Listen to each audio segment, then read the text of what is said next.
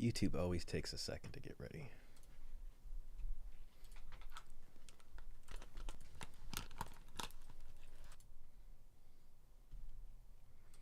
Looks like YouTube's up. Very nice. All right, if you're tuning in now, I would skip forward. If this is after the fact, I'd skip forward like a good 10 minutes or so, so you can get to the action. But I'm going to wait for a good 5 minutes, maybe a little longer, wait for some folks to come in before we get started. And if you hear this early, I am a little sick today. I was kind of like thinking about maybe pushing this off, but I really didn't want to because I want to do this, and I don't feel like waiting. I want to stream. Streaming's fun.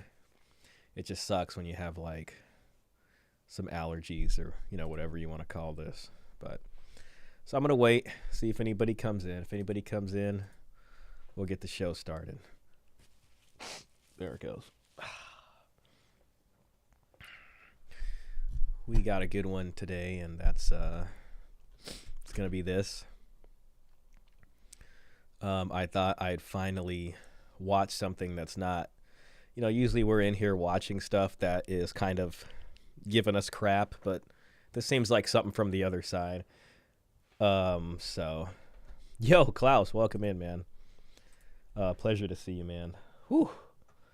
Got the sound effects working.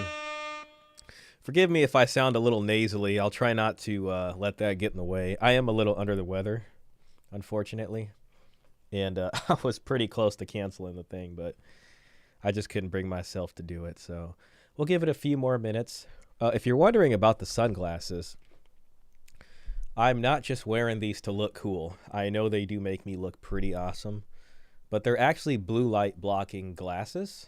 And I've been watching some stuff which might be kind of conspiratorial about blue light and about how it comes from your screens and it's not good for you and kind of messes with your sleep. So I'm giving these a shot. So not wearing the sunglasses to look cool, even though I know they make me look really cool. It's just mostly about the blue light. Yo, Caesar. Oh, man. Thank you so much for the support of the stream. I really appreciate that. I hope I can deliver here today. I am a little sick. I'm going to try not to let that get in the way. You know, we're here to deliver. We got a good video today. It's about that corner of the internet who I would probably say is more toxic than even the most nuclear radioactive toxicity I've ever seen in the manosphere. Like this is the true toxicity right here. So yeah, I just want to point that out. And Caesar says, "What's up, Shah? Keeping real or what?" I'm trying, man. Mr. Pitt, sir, it is a pleasure to see you. Glad to have you in here. If you're just getting in here now, again, I'm a little under the weather, but I think the more I talk, the more I push through it. It's not going to be that much of an issue. If it goes to hell, then that's kind of going to suck. I also have a second video I was thinking about watching, and this one's about Chinese folks, and it says 50% of Chinese men have begun to fight back against modern women to be the masters of marriage. So this is kind of interesting and gives us a good perspective. I wanted to watch this because it has a little bit to do with the dowry bride price. By the way, guys, Peter Wright, who, as you know, is a co-author on this book with Paul Elam, Red Pill Psychology. He sent me a study on Twitter, which was about the dowry practice and how that interfaces with industrialization and modernization in Cyprus. And man, it's really good. There's some gems in there. I've been thinking about making a video on it. I might even pull it up now just because there's some paragraphs in this study that are so good that like I'm just like that excited about them. You know what I mean? Like it talks about romantic love. It talks about these other economic factors and just about how the dowry system kind of gets pushed out of the way because of these things. And it was really good. So I know I didn't mention the word dowry in my last stream. I needed to rectify that for this stream. So I think we got a good handle on that. So yeah, I mean, I really want to react to that Chinese video. I don't know if I'm going to be pushing myself too much today. But, you know, you got to do what you got to do out here. So, yeah, I just drank a cup of coffee. Again, I got a box of Kleenexes here. And I got my blue light blocking orange sunglasses on, which kind of make everything look orange and blue becomes green.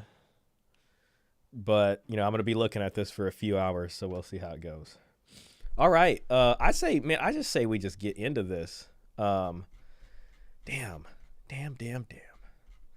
I'm also looking at this study here, this beautiful study, by the way. Just beautiful. Absolutely beautiful. And it goes over like functions of the dowry system. Let me just read this paragraph to you. All right, so let me read this paragraph and then we'll get to it. Another function of the dowry system in traditional Cypriot society, so that's Cyprus, you know, right there by Greece. But, you know, this is true for a lot of dowry societies, was to enable persons to marry and establish a household while they were still young. Since it would be improper for a couple to marry and then move in with parents, and since there were virtually no apartments to rent, without the dowry, youth would be in a dilemma. There would have been a necessary long delay in marriage if youth would have had to provide their own house before marrying. The dowry system functioned as a means for a young couple to begin marriage without the hardship of undue economic struggles. And what's nice in this too is that in this same paper, it literally explains that like a common dowry from the woman's side would be to provide the house. You know what I mean? Here's one. It says, among the Greeks, who make up about 80% of the island's population, the family of the bride is expected to give a dowry to the prospective husband. Traditionally, no girl could expect to marry unless her family was able to provide her with a dowry. In holding to a neo-local residential pattern, the most common form of dowry was a house. So, you know, again, guys, the reason I'm in here and I'm looking at this stuff is because I'm tired of this whole, you know, men need to be the providers and, you know, you don't deserve to get married if you can't pay for the house and pay for everything and pay for all this stuff. And, oh, why aren't young men being real men? Men back in the day had to do all these things.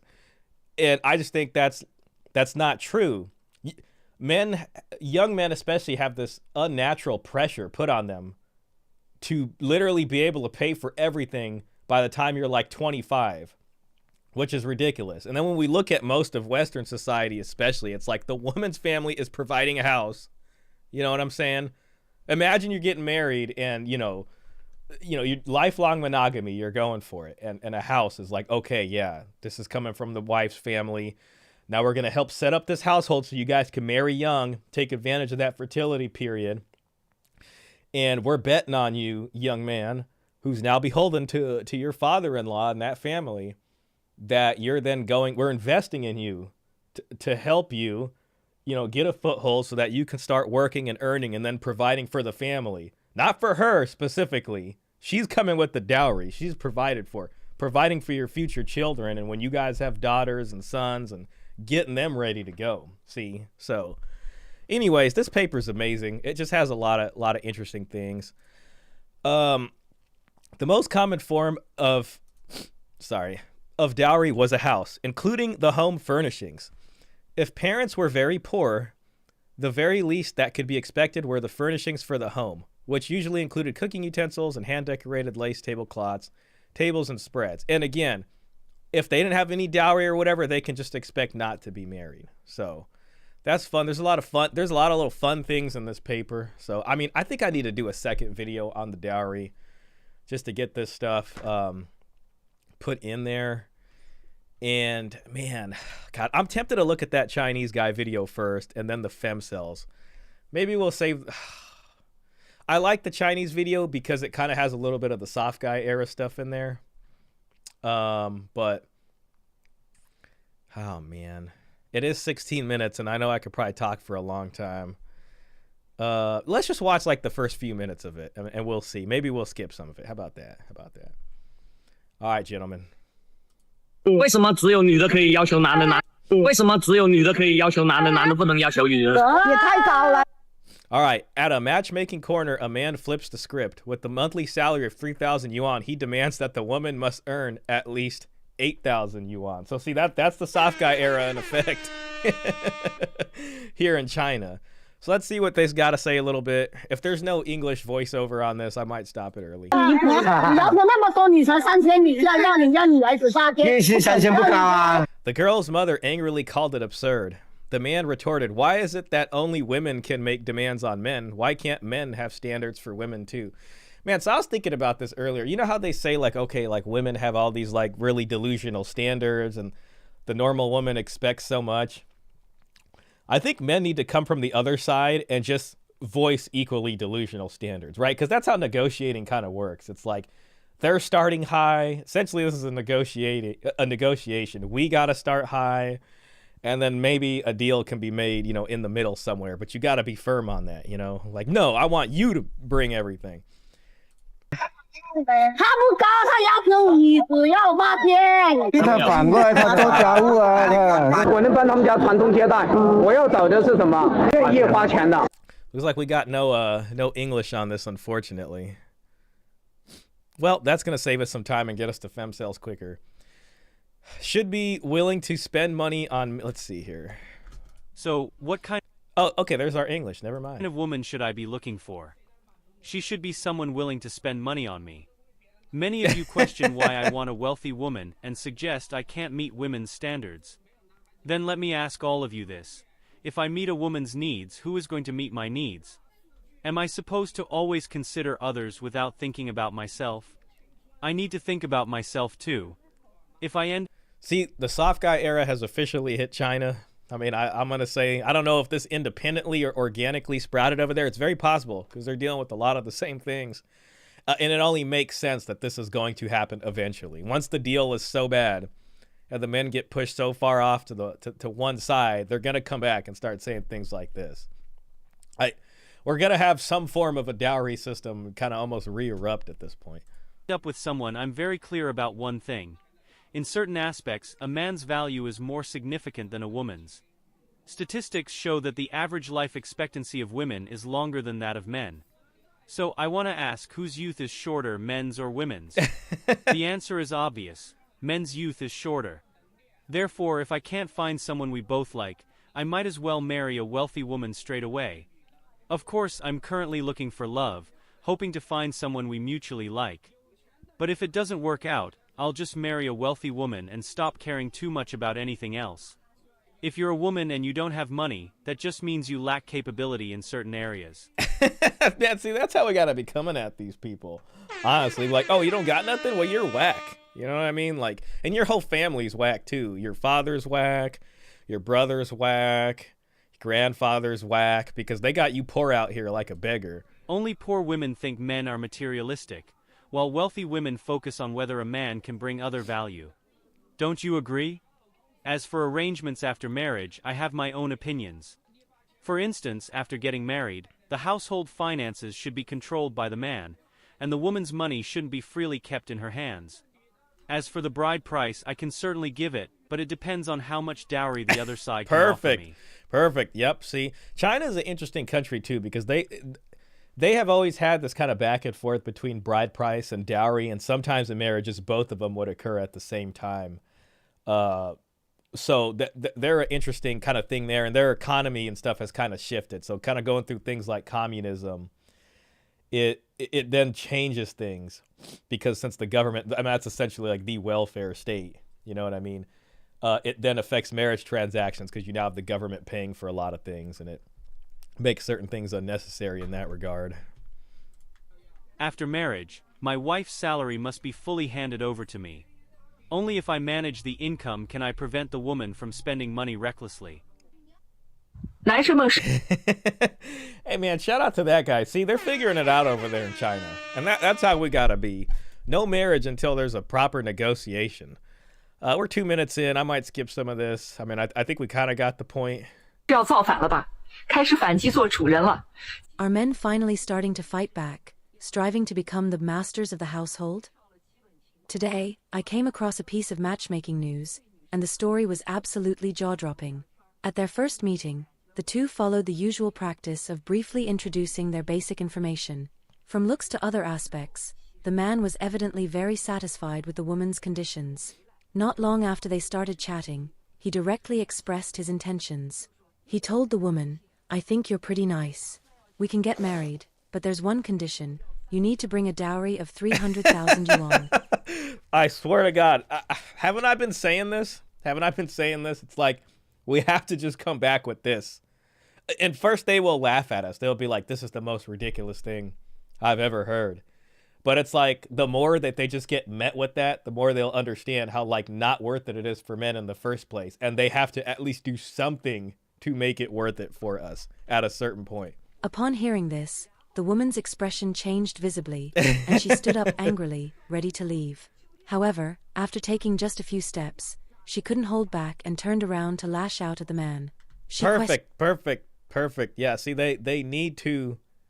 This is them. This is it. You want to see the anger from them. Like, you want to see that, you know, like my method would be a little different. You know, I like to really go in with the old sort of bait and switch and getting the hopes up kind of thing, and then pulling the rug out after. You know, I want to go in and be like, wow, you know, like, I'm so glad you're ready to talk about marriage and something serious, you know. And then I'll be like, oh, okay, so, I mean, so what do you imagine? Like, what does marriage look like for you? You know, like, oh, a house and this and this and that. Oh, yeah, okay, how many kids? Oh, I think like 2 kids, 1 boy and 1 girl, you know, if we're lucky. And I'm like, all right, yeah, that's great. That's amazing. That's a very beautiful vision, you know. And then can look up, like, okay, what's the average house around here? Okay, $500,000. How much does it cost to take care of 1 child in the U.S. from, you know, birth to 18? Okay, about $200,000. So we're looking at about $900,000. And how much of that do you plan to contribute in that $900,000, you know, pot that we need?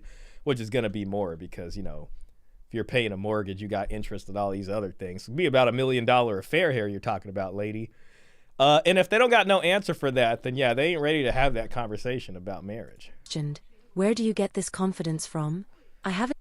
That's funny. I mean, it's probably from guys like us, you know. Where do you get this confidence to lash from? Out at the man. She questioned, where do you get this confidence from? Common sense. I haven't even near. decided to marry you yet, and here you are asking for 300,000 yuan. Besides, aren't you the one marrying me? How did it turn into me having to pay you? The man, however, remained calm and composed, showing no signs of panic. He responded, can you change a light bulb? Can you install an air conditioner? Fix a computer, assemble furniture, or help with moving to a new house? Oh, God. Which of these can you do? The woman Can you change a car tire? Can you change the alternator? Can you change oil in the car? You know, are you going to be out there cleaning the gutters? Can you fix a leaky sink? I mean, you know, there's a ton of things. Was momentarily at a loss for words and could only reply, I can't. The man then continued, since you can't do any of these, doesn't that mean I'll have to do them all? So what's wrong with you giving me 300,000 yuan? Hearing this, the woman became even more furious. She sneered and retorted, can you have children? It was as if... Can you have children? But, you know, having children and birthing the children is one thing. Rearing the children and providing safety and nutrition for those kids in a safe place is a completely different thing. Peter Wright posted something on his Twitter about infant mortality and how that's associated with fatherhood or lack thereof. And it's like higher infant mortality and the mortality of children altogether, and a father not in the picture, you know, it's going to go up. So it's like, it's one thing to birth them, but then making them healthy adults is another thing. If the man had anticipated this question, he smiled and replied, can you have a child all by yourself? Don't you need me to? This statement left the woman momentarily speechless. She glared at the man angrily and said, you're just being shameless. However, the man didn't stop there. He continued, look, you can't do any household chores, and if I marry you, I'll have to worry about all these things for the rest of my life. Wow, see, this is amazing. You think giving me 300,000 yuan is unfair? I actually think it's a perfectly reasonable request. After reading this news, I couldn't help but feel that the man's logic was remarkably clear-headed. It is remarkably clear-headed because that's literally what humans have been doing in a complex society where monogamy is the game and where private property exists. When those two factors are there, lifetime monogamy is the expectation, and private property is the thing, the dowry system will inevitably and organically crop up. It just is the only thing that makes logical sense when it comes to this kind of thing. And it's just like we've had these like few hundred years of love, which has came in alongside industrialization and pushed all this stuff out, you know, and it was a really good economy brought on by industrialization that allowed us to abandon this kind of logical stuff, common sense stuff in favor of something fundamentally irrational, by the way, romantic love, and making lifetime marriage decisions, family creation decisions based off of that. And at a certain time when the economy was good, rent was cheap. There's a bunch of cheap apartments out there designed for just one or two people and, you know, small families, not a big house for big families, you know.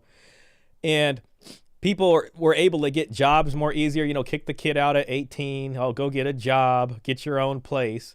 And that kind of economy enables romantic love and not having to think so much about a marriage transaction that involves the whole family. But now the economy is not like that anymore. Rent's very expensive. All these people are complaining about rent because they have no long-term plan. The families have no long-term plan. The parents aren't saving for the children. Now the good times are over.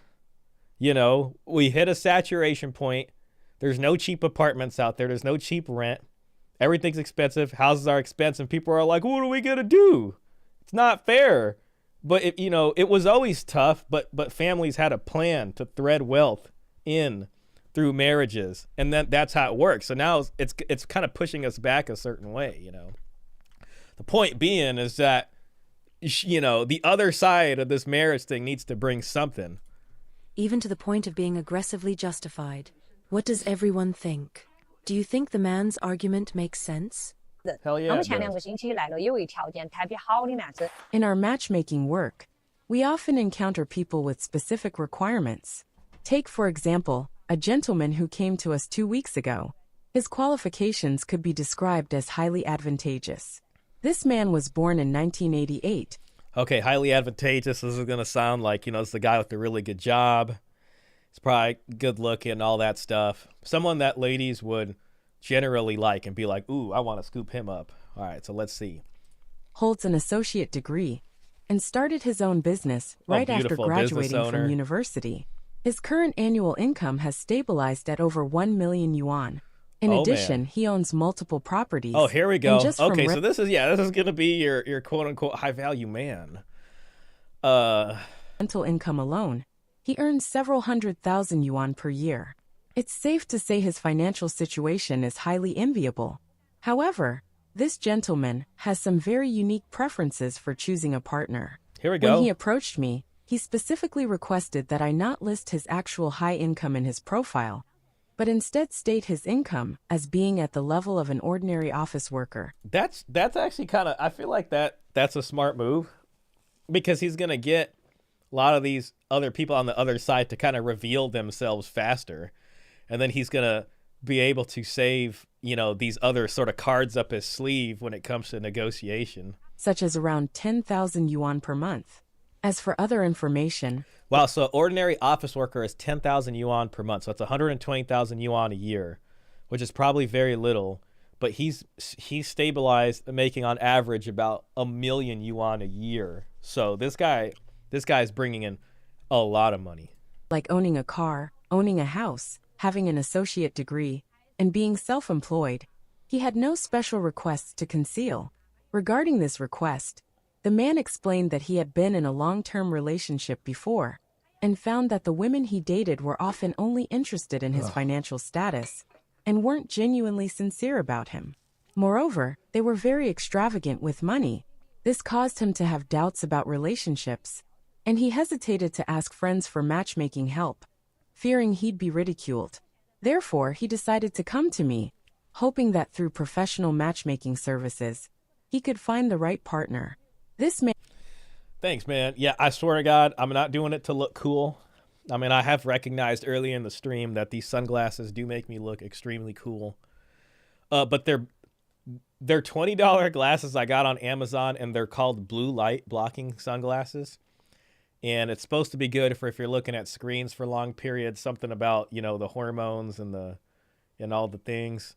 I found some interesting videos on it. So maybe we'll talk more about that later.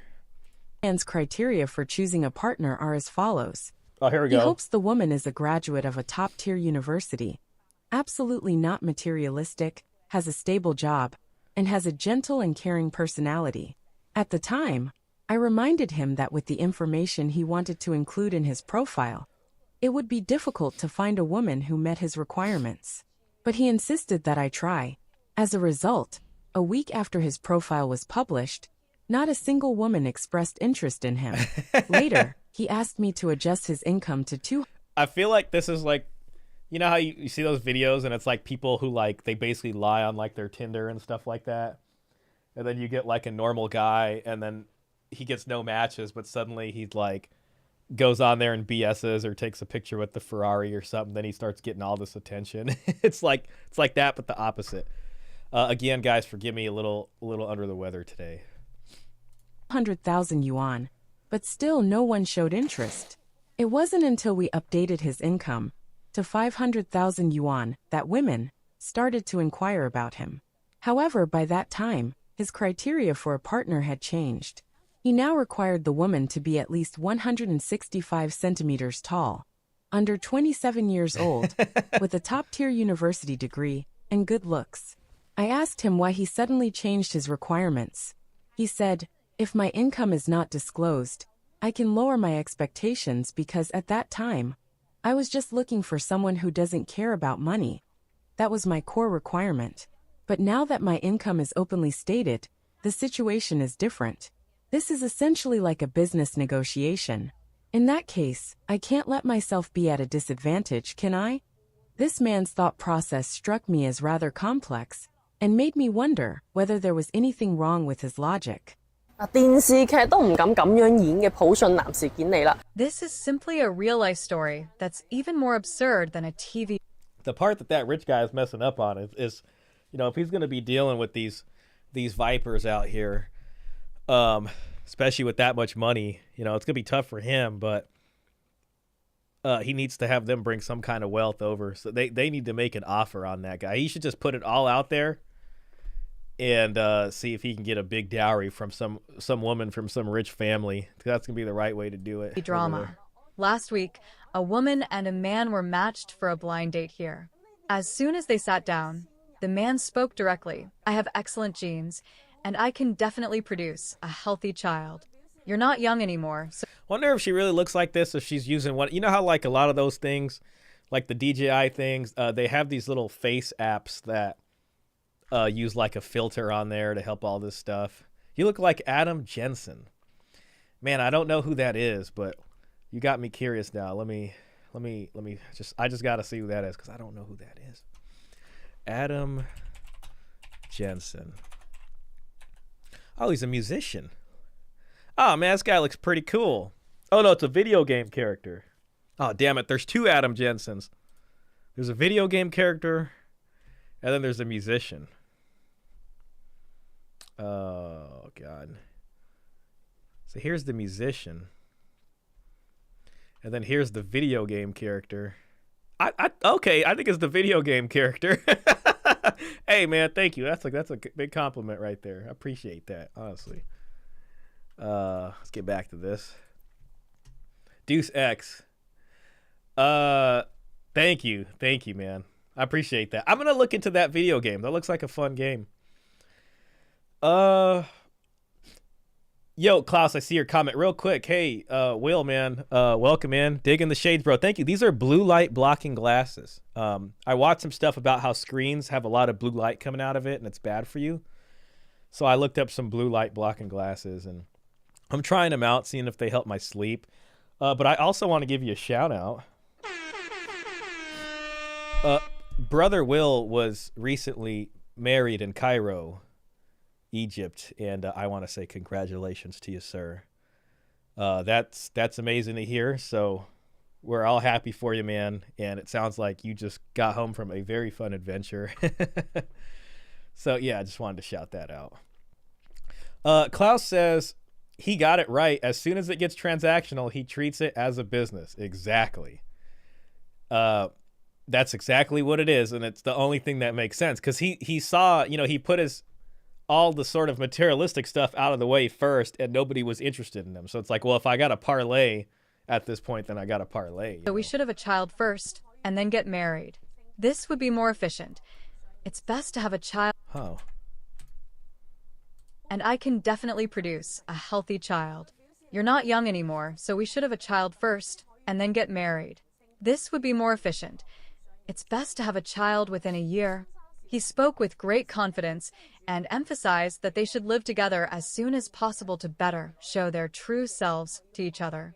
Then, after getting to know each other better, they could get married and have children. But that's not all. The man insisted on living at the woman's house, explaining that the house he owns is for investment purposes and is intended for resale, so it absolutely cannot be used for living. That kind of fits in with the dowry thing we were reading earlier from the paper. How typically in Cyprus, the dowry, the expectation was the woman's family provides a house for the new couple. It's kind of going that way. He then added that he enjoys drinking and often gets drunk, which means he frequently needs to hire a driver to take him home. This guy's just trolling. A costly expense. I think a lot of these guys are just so sick of dealing with it that they're just like, F it, I'm just going to go out here and just start wasting people's time like they've been wasting mine. Therefore, he required the woman to regularly drive to pick him up. If the woman said she didn't have a car, he had a very simple solution. The woman should immediately buy a BMW 5 Series or a car of equivalent level, as he needs to maintain his dignity when traveling. If she couldn't afford a car, then she should ask her parents for money to resolve the issue. When it came to the wedding, the man's remarks were even more outrageous. He clearly stated, "Women usually like to spend money, so when I get married, the woman must give me a bride price because I live a dowry. There we very go. frugal life, spending only 20,000 to 30,000 yuan a year. The rest of my money goes into investments, so I don't have much savings. As for the wedding expenses, he suggested using gift money from guests to cover the costs. According to his calculations, after deducting the wedding expenses, they could still profit by more than 100,000 yuan. Honestly, I've never seen such an arrogant man in my entire life. What's even more shocking is that he had also made detailed plans for life after marriage. He stated that the woman would be fully responsible for raising the child. This guy's just, yeah, he's just trolling. Thanks, man. It was probably my best adventure. I'm happy to hear that, man. That's freaking awesome, dude. What a big deal, man. That really is a big deal. Hey, Elena, welcome in. Appreciate you being in here. Hi, Shah, everyone. A man is supposed to pay for everything in her mind. Yeah, well, basically we're having fun with this video, but Chinese people, like the men, are starting to ask women and say, hey, like, you guys need to pay us something for marriage. And they're basically trolling them now because it's gotten so ridiculous over there, and it's pretty funny. Yo, Robert, hey, welcome in, man. Glad to see you. Shah, not this woman. Delusion and entitlement have no limits. Very true. Yeah, it's just trolling for certain. We'll finish this one off here real soon, and then we'll get to femcels, the main While he would only topic. contribute 3,000 yuan per month for household expenses. If that amount wasn't enough, the woman would have to make up the difference herself. As All right, for let's the get to this future, guy. Enough of you ladies. Chinese men really this confident nowadays? In today's dating market in China, women can set their requirements, but men cannot. They are expected to unconditionally accept everything the women demand. Honestly, I don't want to point out the flaws in women. See, and that's the beautiful thing, right? It's a negotiation, right? So it's like both people can negotiate. And it's like we have to remember how to negotiate. But I really can't hold back this time. Today, a woman born in 1991 came to us. She is 1.65 meters tall, a local from Guangdong, and works as a teacher. So if this was recorded this year, then that woman's 33. She asked if we had any suitable men for her. I asked her about her requirements, and she said her expectations were not high. She wanted a man who is a local from Guangdong, unmarried, owns a car and a house, has a stable job, and earns at least 20,000 yuan per month. Okay, we learned earlier in the video, average Chinese office worker salary is 10,000 a month. So she wants kind of double the average sort of office worker salary. Oh, I matched her with a man. He's from Guangdong, owns a self-built house in the countryside, fully paid for a car, works as a procurement manager, and earns about 50,000 yuan per month. Oh, there you go. Okay. The woman was very satisfied as soon as she heard about him. Okay. But I immediately told her that this man also has some requirements for women. First, he hopes the woman can cook. Wow. Upon hearing this, the woman widened her eyes and said, "Is this man looking for a nanny?" You know, actually don't think that one's too unreasonable. If the guy's making 5 times the average salary, you know, it seems like she's not going to be working. Forgive me, guys, a little sick today. Asking her to cook's not that big of a deal. I continued with the man's second condition. He expects the woman to be very gentle with him and his family. Unexpectedly, the woman became even more agitated and said, "Why? Men should be gentle with women instead." To be honest, I personally agree with the man's requirements. After all, he shouldn't have to compromise himself. Women are very clear about their demands for a man's appearance, height, income, house, and car. This situation is like doing business. It seemed like the guy was being nice. Like he was trying to be nice about it too. The most important thing is to identify the customer's needs, then improve your product to meet those needs, so both parties can happily close the deal. I've seen many men, and honestly, most of them are very respectful of women. They're also well aware of their shortcomings and even feel ashamed of them. But women? Do they ever feel even a little embarrassed about not meeting a man's expectations, such as not knowing how to cook? No, because everyone's been kissing their butts. I'm going to go ahead and just say this is another one of those filters. Like, I don't know if this is normal. Yesterday, I acted as a matchmaker, arranging a meeting between a man and a woman for a blind date. Later, the 37-year-old man told me he couldn't quite accept the woman's age. Although the woman is 36, she is truly outstanding. So, I told the man that since he himself is no longer young, he shouldn't mind her age too much. To my surprise... She better be coming with a big-ass dowry. I mean, I'm trying to see how much dowry is in that trunk. All right, so let's see. His response left me speechless. As soon as I finished speaking, he immediately retorted, "Then you should tell that woman not to care about my house, my car, or my savings either. Do you think I didn't want to get married or date when I was younger? Back then, they didn't even give me a chance because they thought I was poor." Yeah, that guy has definitely been watching the manosphere. "And incapable. Now that I have a house, a car, and savings, why can't I have my own standards? Why can't I look for a young and beautiful woman? Those women over 30, I won't even glance at them.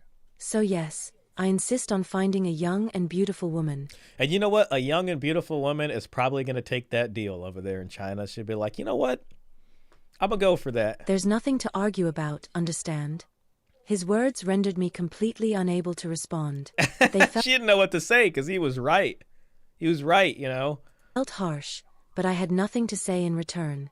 Today, I came across a news story about a young man who made numerous demands at a matchmaking corner, only to be mocked by some women and older ladies present as being crazy. His specific requirements were, although he earns 6,000 yuan per month, he wants to find a woman who 6,000 would be less than the average. Earns at least 12,000 yuan, preferably owns a fully paid-off apartment in the city, and also has a fully paid-off car. Additionally, he insisted that after marriage, both their salaries must be managed by him. These demands sparked quite a controversy. This type of news isn't unique. There are many similar incidents, and they highlight an interesting... We want you to be the leader. You're the man. You're supposed to lead. You're supposed to lead. All right, well, let me manage both of the salaries. Societal phenomenon. When women make similar demands, many people find them reasonable and acceptable. It seems like a matter of course. But when the same demands come from a man, public opinion often quickly condemns him. Comments like dreaming too big or crazy are not uncommon. For instance, man, if I ever went to China, I feel like I'd have to try to go to this marriage corner, just like as a matter of like tourist Just to be a tourist, be like, wow, this is the marriage market corner, and then like take some footage for a vlog there. That would just be kind of cool. Like this is the kind of thing that interests me. If I ever went to China, I'm gonna try to find this place. This young man who earns 6,000. Yo, hey, Male Space, welcome in, man. Big shout out to you. We're just watching a fun video here about Chinese guys figuring out how to negotiate over there when it comes to marriage, and we'll be to femcels here real soon. Male Space says, Elena, I subbed to your Substack. Awesome. Yuan, but wants a woman earning over 10,000 yuan, or who doesn't own property but expects his partner to, was immediately ridiculed by the women around him as soon as he spoke. However, if a woman made the same demands, most people likely wouldn't see a problem and might even find them reasonable. I'm just glad that they're doing that, because it's like, by the men seeming ridiculous, it's only going to shine a light on how ridiculous the other side has been also. So it's like, this is necessary. Another example. If a man stated that he is willing to take care of household chores, cooking, laundry, raising children, and even supporting his partner's parents, while asking for a dowry in return, many people would find it outrageous and label him crazy. Yet, if a woman proposed similar terms, the societal reaction would likely be, "This is perfectly normal." This reflects the current social perception of the roles men and women play in relationships. Especially if women are working, right? If men are supposed to be the providers and women are taking half the jobs from the men, then women should bring something. And the unequal recognition of their rights and obligations. These deeply ingrained ideas lead to entirely different standards for men and women when discussing similar issues. In fact, the discussion surrounding this news and similar events is really a question of the rationality of this way of thinking. Shouldn't we reevaluate why the same demands are widely accepted when made by women, but seem unreasonable when made by men? How do you feel about men boldly making such demands of women? Male Space says, wherever feminism goes, human life ceases. Or it just seems to, well, family creation definitely ceases. So you're not wrong there. You're not wrong. Let's take a look at some of the comments. Ooh, man, some of these videos look good. Bride price has changed its meaning in China nowadays. Let me just put that to a new tab for later. All right, let's see what we got. Okay. Why is it reasonable when women make high demands, but when men set conditions, they are accused of dreaming big? Isn't marriage supposed to be a two-way choice? Yes, it is. I want a woman whose age is less than 25, owns a private jet, gives me millions to spend. Is my request unreasonable? This is totally like some soft guy era stuff. I don't need no man, but I'll gladly take his money. Modern relationships nowadays. Remember when people got together because they actually like each other? Marriage is supposed to be mutually beneficial. He is using his head. Good. Very good. I did not have the bride price when I married my Chinese ex-wife. Even after the divorce, she complains to my kids that I did not pay that. My answer is, would our marriage have lasted? It was the best non-payment I could have done. I want 18-year-old beautiful virgin daughter of billionaire who will give me 100 million. Is that unreasonable? Chinese drizzle. I love it. Ladies, if you're strong and independent, why is there a bride price? So stupid. There you go. Let's see. I have respect for these men. They know how to play their game and do not fall into their trap. These men are fighting back, showing these women a mirror. The mirror is the best weapon for a man. Ooh, a lot of wisdom there. There's a lot of wisdom there. All right, now we're going to move into the femcels. I thought I'd watch this. I mean, I watched like a good amount of it, but I was like, I'm going to share this. We watch a lot of nails on chalkboard videos here. We watched one of those last week, and it's always nice to kind of see the other side and to learn from it, and maybe maybe we can learn what we're doing wrong too. But this video is more a guy, like a normal guy, kind of discovering the toxic femcel space, which is kind of the female equivalent to incels. And I've seen those spaces on the internet before, and they're some of the most like toxic, just like cringeworthy people, you know. So I thought we'd have a little fun and just go ahead and watch and see what this guy's got to say about it. And you know, when I think about like incel is like involuntarily celibate, you know, and it's usually associated with just sex, you know. But when I think about like the equivalent of an incel, but a woman, that's someone who absolutely cannot find a relationship, you know. And the single mothers by choice thing, like the women who just get like donor sperm and then they IVF themselves, and like I feel like those people are really the sort of incel equivalent of women. Like it's not about the getting laid or not getting laid part. It's really about it's really about like doing this thing where like you're just so unable to figure it out, you know. So I think that's the equivalent for them. But real quick, let me just, forgive me for my nose, guys. I don't know. I went out to the soccer field today to try to kick some soccer, you know, balls around, and it may have been for me being out there. I think I'm just not doing so hot. This might have been from Thanksgiving. You know, I was around a lot of people.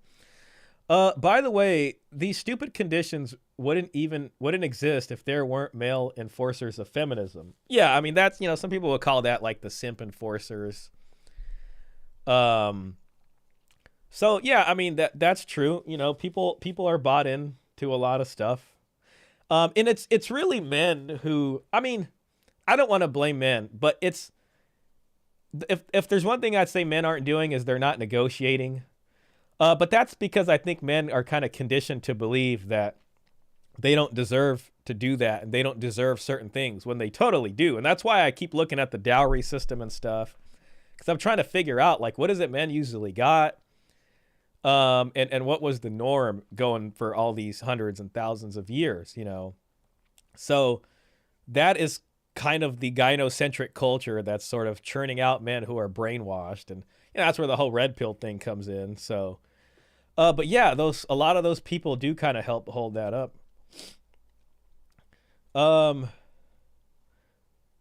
Wasn't the entire incel movement started by a woman before dating apps? Yeah, actually that's mentioned in this video. It was actually a woman who created that to describe herself, actually. So she made the first incel forum. I actually always forget that. And then I heard that recently in this video and I was like, oh, that's wild.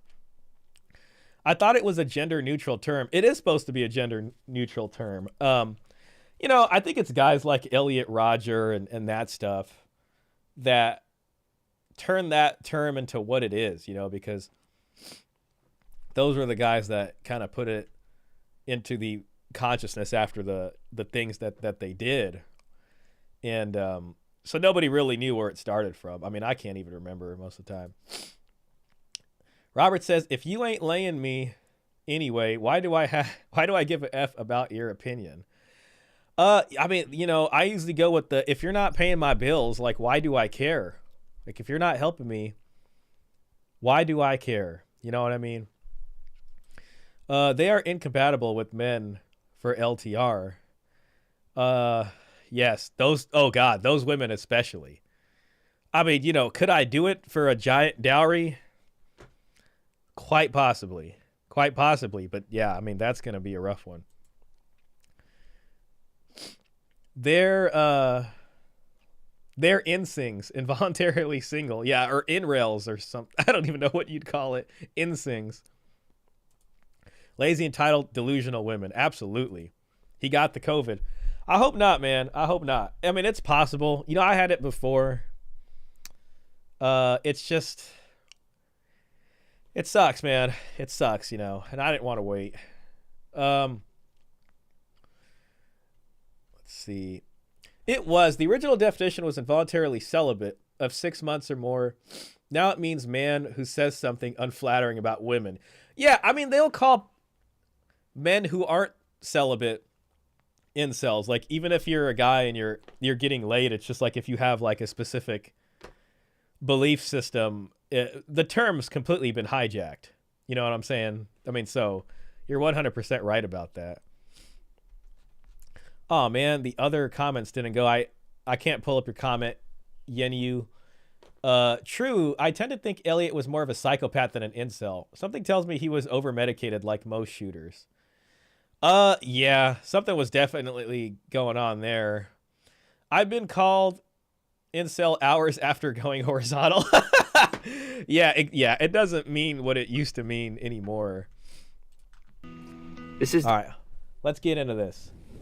Again, forgive me for the sickness, guys. I'll try to make it as least annoying as possible. It seems like these days, everyone has heard of incels. What is an incel? Stands for involuntary celibate. An entire generation of young, lonely, and often frustrated young men. With the media going so far as to label incels as the #1 threat in America. The United States Secret Service is warning everyone about a rise in incel threats right here in the United States. But despite all this, very little attention has been given to the topic of femcels, female incels, women who, much like their counterparts, can't seem to find a man or a relationship. I've recently come to the... Yeah, there you go. See, that's the opposite right there. Like, yeah, I mean, they can get it, they can have someone, you know, push it up inside of them, but to them, I mean, that's not the same equivalent as what it is for guys. For guys, that's an accomplishment. You know what I mean? I mean, I hate to say it like that, but you know how people are like, oh, how come a guy who has sex with a lot of women is celebrated, but a woman who, you know, has sex with a lot of guys is called a slut or whatever? It's just because it's like, if a guy's managing to do that, you're just like, huh, I wonder what his secret is, you know? But when it's a woman, it's like, oh, she just walked out of her house and took her clothes off, you know?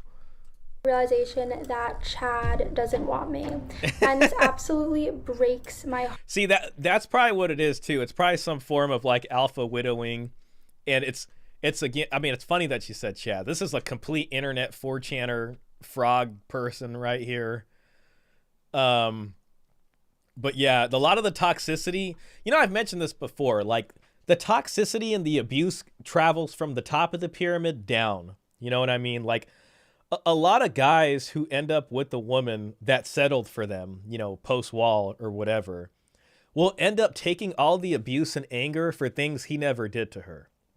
For all the anger that this woman probably has, for the people up top on the pyramid, for the Chad or whatever who she just couldn't lock down, she is going to take out that anger on the normal guy that she settles for and cons into a marriage, you know? Heart and soul, I am devastated. The assumption that women are naturally better caregivers is part of patriarchy. So I think I might be a femcel.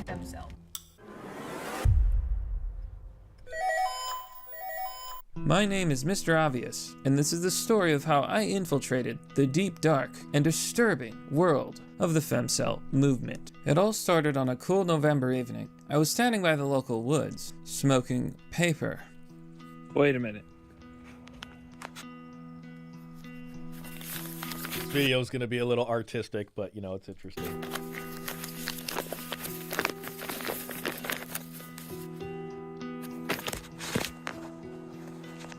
I don't smoke. I had been assigned by the 69th Precinct to discover the truth about femcels. What were they? Were they a threat? What did their sweat taste like? I had to know the truth. But not everyone at the precinct thought femcels were a threat. Hey yo, Captain Obvious, I don't think those femcels are a threat. You feel me? I knew if I wanted answers, I would have to get to the bottom of this. As I returned to the precinct, I'm a volcel, voluntary celibate. Yeah, I mean, there's such a thing as that. It's like, yeah, you can probably, you know, I know, you know, you got kids and you've been with plenty of, you know, people in relationships. So it's like, you know what to do if you wanted to. It's just that, like, you just want to live your life that way. That's voluntarily. I sat on my desk and logged into my computer, and that's where the trouble began. I couldn't remember. I think like a subreddit that has, like, if you're on Reddit, single mothers by choice is going to be like a straight beehive of femcels, and same thing with female dating strategy. which is it's almost like, you know, it reminds me of Red Pill in a lot of ways, except they can get away with being toxic. Or if you're on the Red Pill subreddit, they're always close to just getting banned or they're quarantined, but the female dating strategy is completely fine. Like, even though they're very toxic. Remember the password to my computer. Now we need to talk about the definition of the word incel and where the word actually comes from, especially as we dive into the deep, dark, and disturbing world of femcels. It's time to stop! If you believe the media narrative, incel simply means man who hates woman, but this isn't true at all. The word incel is short for involuntary celibate. A celibate is someone who takes a vow of celibacy. Essentially, a celibate chooses not to have relationships or intimacy by choice. I have relationships with women and sex with men. On the other hand, involuntary celibates want relationships but can't seem to find one, and are therefore maidenless. You are fated, it seems, to die in obscurity, maidenless. Now, if you Google maidenless, man, I feel like I might need to start using that maidenless. Have you found a maiden yet? Yenui says, Shah, they warned us about incel violence, but we're getting tons of femcels on TikTok threatening to poison and shoot men post-election. It's insane what they are allowed to say. That's a really great point. It's a really, really good point, because I've seen a lot of that too. And those women, like the 4B movement women, and the women who like lost their minds like the most, especially after, you know, Trump won, those are the women that are outing themselves as like straight femcels. And they do say a lot of crazy things, and it's like they don't get in trouble for that. But, you know, if a guy says that, forget about it, man. Someone's going to come knocking at your door. LOL, the best strategy, if you actually want to get hooked up, is to wear a fake wedding ring. I was so picked up on when I was married. Yeah, I've heard that a lot. I've honestly heard that a lot. And I believe it. And it's probably opposite for men. Like, if men see a wedding ring on a woman, we're just like, oh, you know, she's taken. I'd like to think so. Most guys are like that. But women are like, ooh, he must be something special about him. Caesar says, Volcel, LOL, good one. Me too. Yeah, I think I've heard of Volcel before. It's just very lesser used. The term incel, they don't give you a real definition. Instead, they seem more interested in pushing a narrative that incels are some sort of hate group and conspiracy. Incel is a term associated with an online subculture of people who define themselves as unable to find a romantic or sexual partner despite desiring one, and blame, objectify, and denigrate women and girls as a result.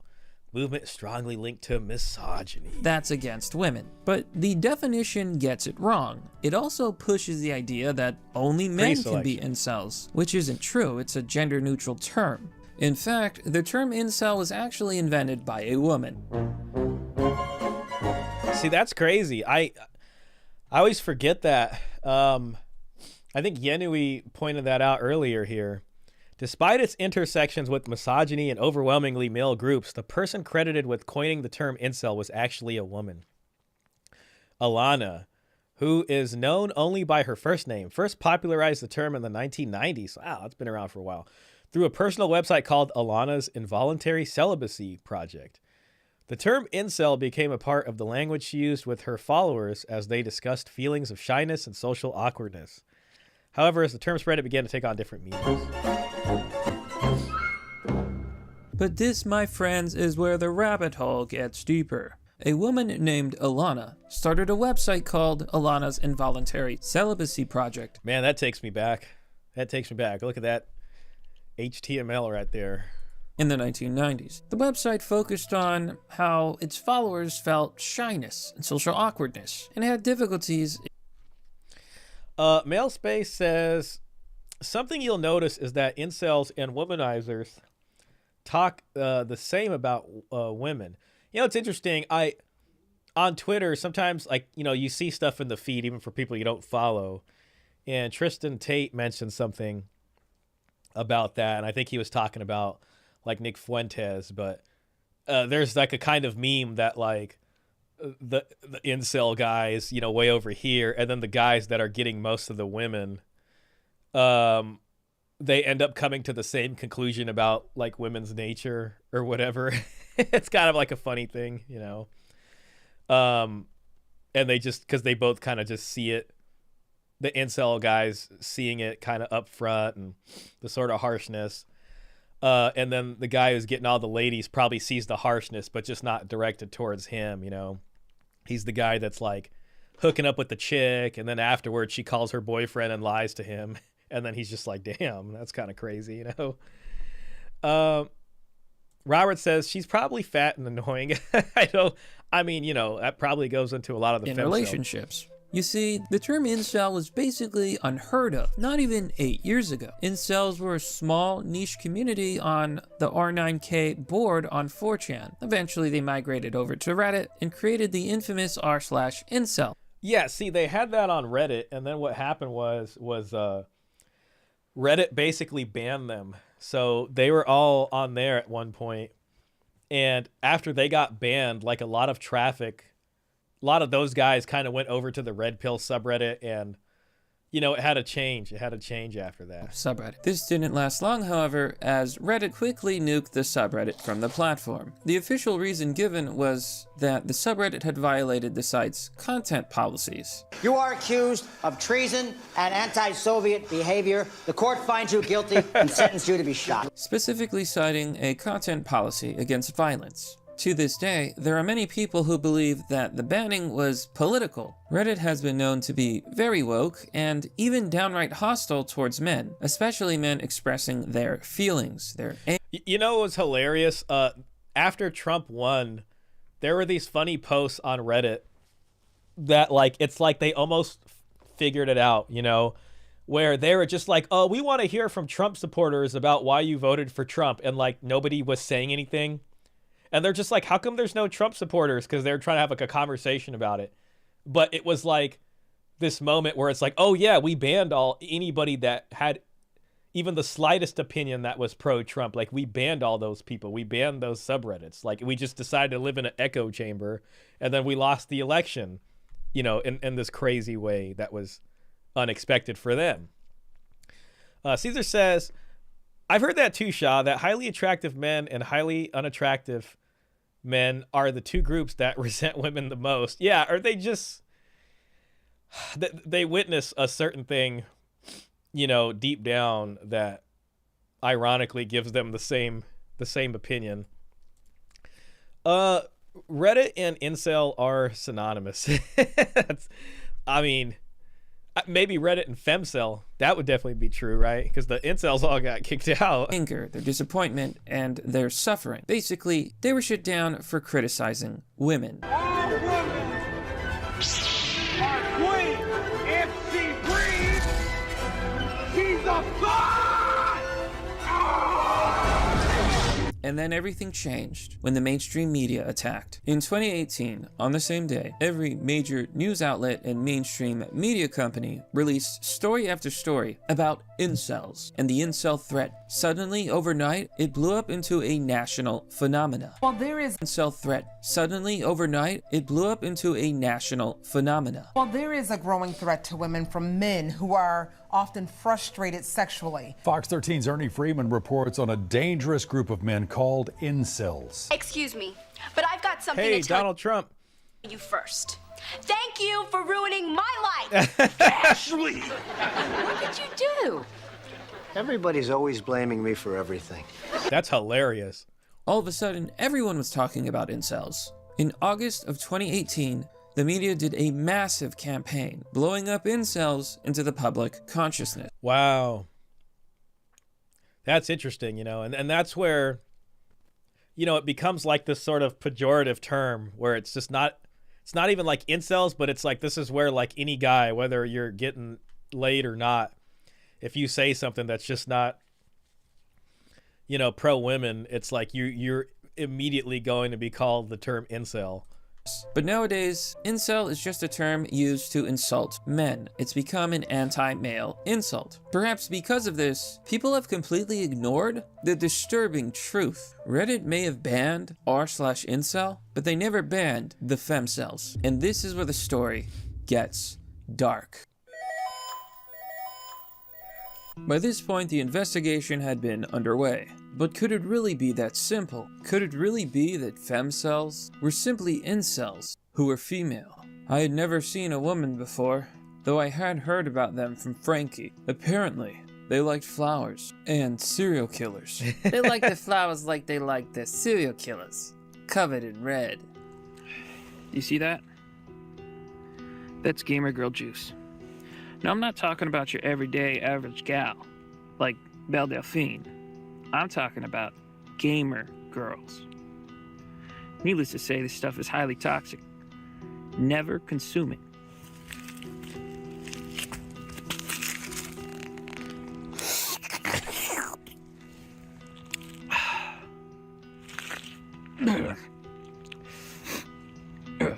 Had to be sure. If I was going to uncover the truth about femcels, I was going to have to go undercover.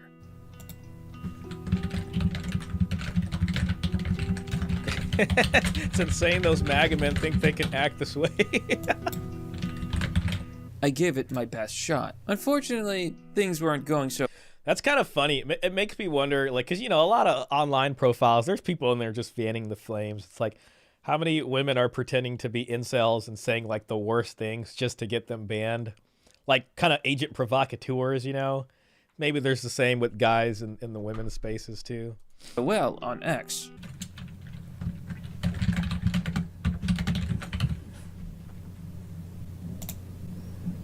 To hell with it. I was gonna have to 2X chromosomes, that's also like a super femcel-y place. Risk it all. Oh, well, that was easy. But only because I'm a good detective. Well, it just so happens that Reddit just had a major outage while I was beginning to work on this part of the video. That was me. I did it. I murdered Reddit, and I'm not sorry. I would do it again. Any lowlife, any maggot piece of shit that I put down, I did it because I liked it. Hell, I love it. I'm saying, I'm just itching. I'm itching to do it again. And The Reddit menace is too much. I had to put it under arrest. Reddit said something about not being able to breathe, and I just didn't listen. But for you, it's been seconds. For me, been hours. It's been 3,000 years. That being said, let's continue with the video. R/2X chromosomes. If I had to define what is the femcel movement, I would probably link you a page to this subreddit. This is the most vile, toxic, and anti-male femcel community that I've ever seen.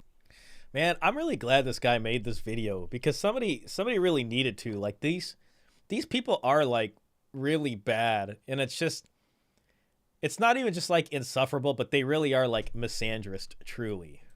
It's got over 14 million members on Reddit, one of the largest Reddits on the entire website. So right off the bat, you can see here that the top post is a 4B post. For those that don't know, the 4B movement is a radical feminist movement that emerged from South Korea.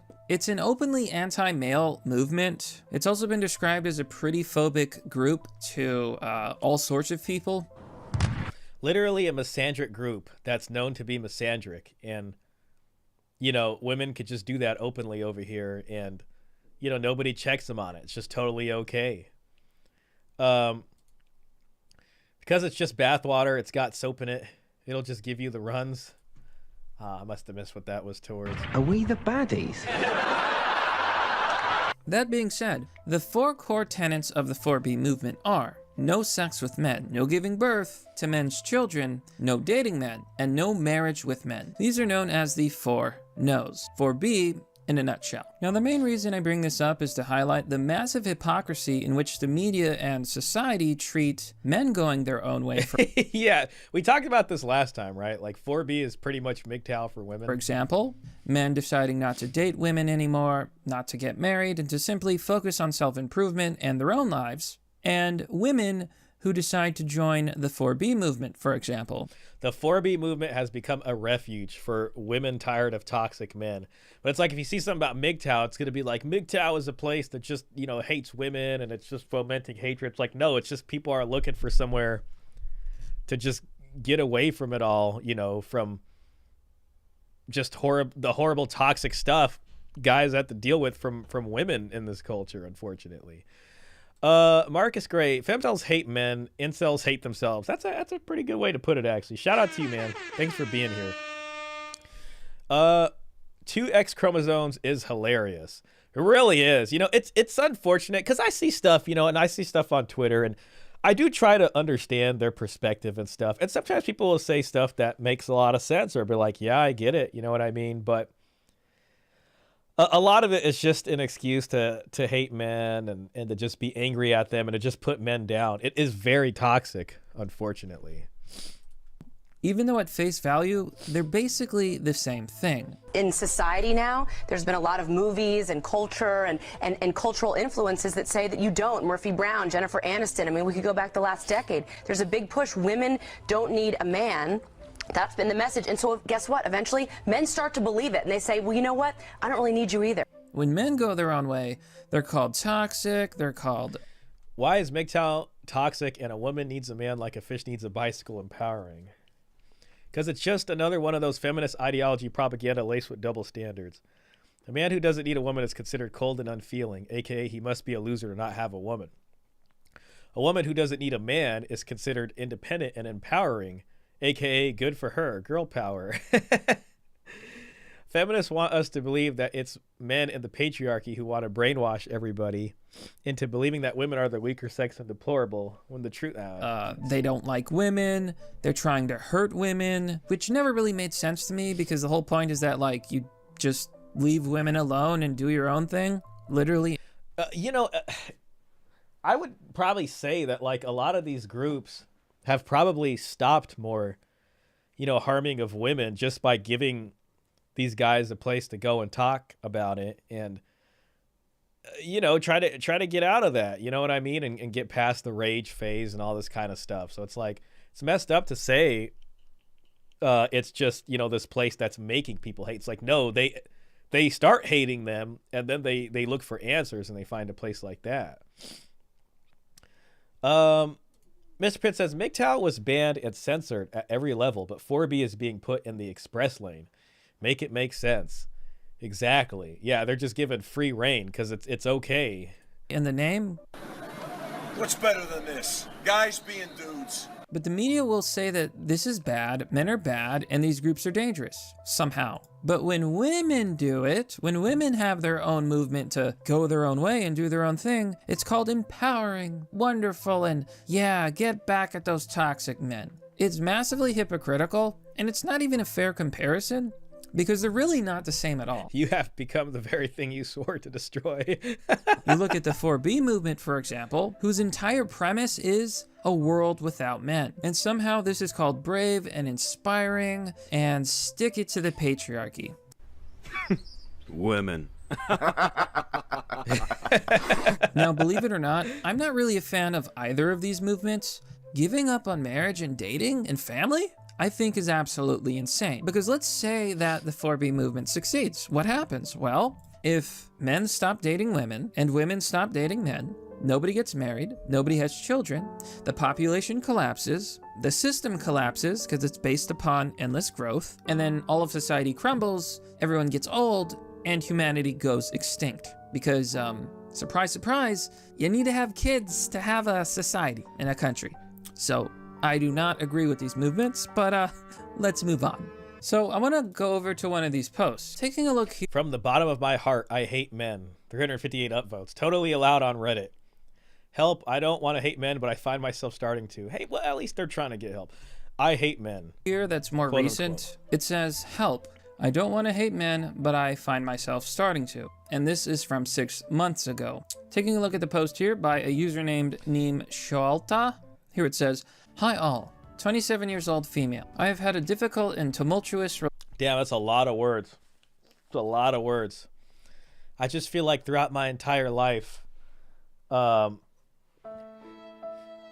Men have disappointed me, let me down, hurt and abused me over and over again. Even the good ones, I've noticed, have all had some glaring issue that I thought was unacceptable, contemptible behavior, selfish, incompassionate. This is all about Chad, unempathetic, weak. I've watched them fall short and act in immature, childish ways over and over and over again. That's a lot of words. Relationship with men throughout all my life. I just feel like throughout all my life, men have disappointed me, let me down, hurt me, and abused me over and over again. Even the good ones. I've noticed they've all had some glaring issue that I thought was unacceptable, contemptible, selfish, uncompassionate, unempathetic, weak. This is the lie that gets told to men too, right? I love the soundtrack. Thank you, man.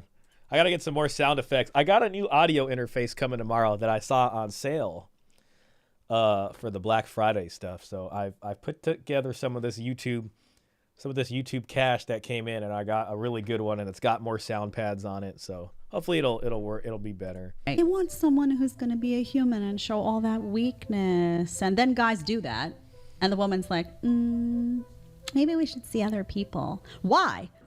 Women don't even like harmless men. They hate them. They like to claw them apart.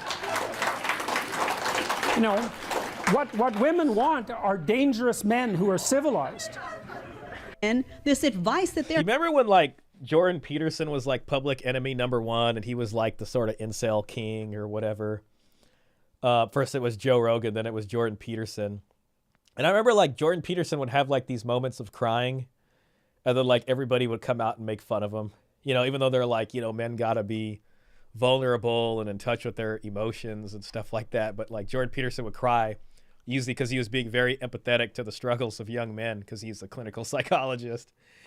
And people would just come out and completely bash him. Robert says, women who have babies are superior to those who have cats. Even the good ones. Even the good ones, yeah. Even the good ones are terrible, and she hates them. So... getting from the feminist movement, from the women's magazines, from the network TV, whatever it may be, it's not good. Where are you? Mr. P. Yeah, I knew there was something about her, but I couldn't remember. Jedediah Bila had an awesome show. Sucks that she stopped putting out content. I remember her, but I don't know. I haven't seen her around lately. I never really watched her stuff, but I remember seeing something about her that was like, I don't know if it was controversial or what it was. I kind of looked at her as a tradcon. Only attractive men are allowed to cry and be emotional. God.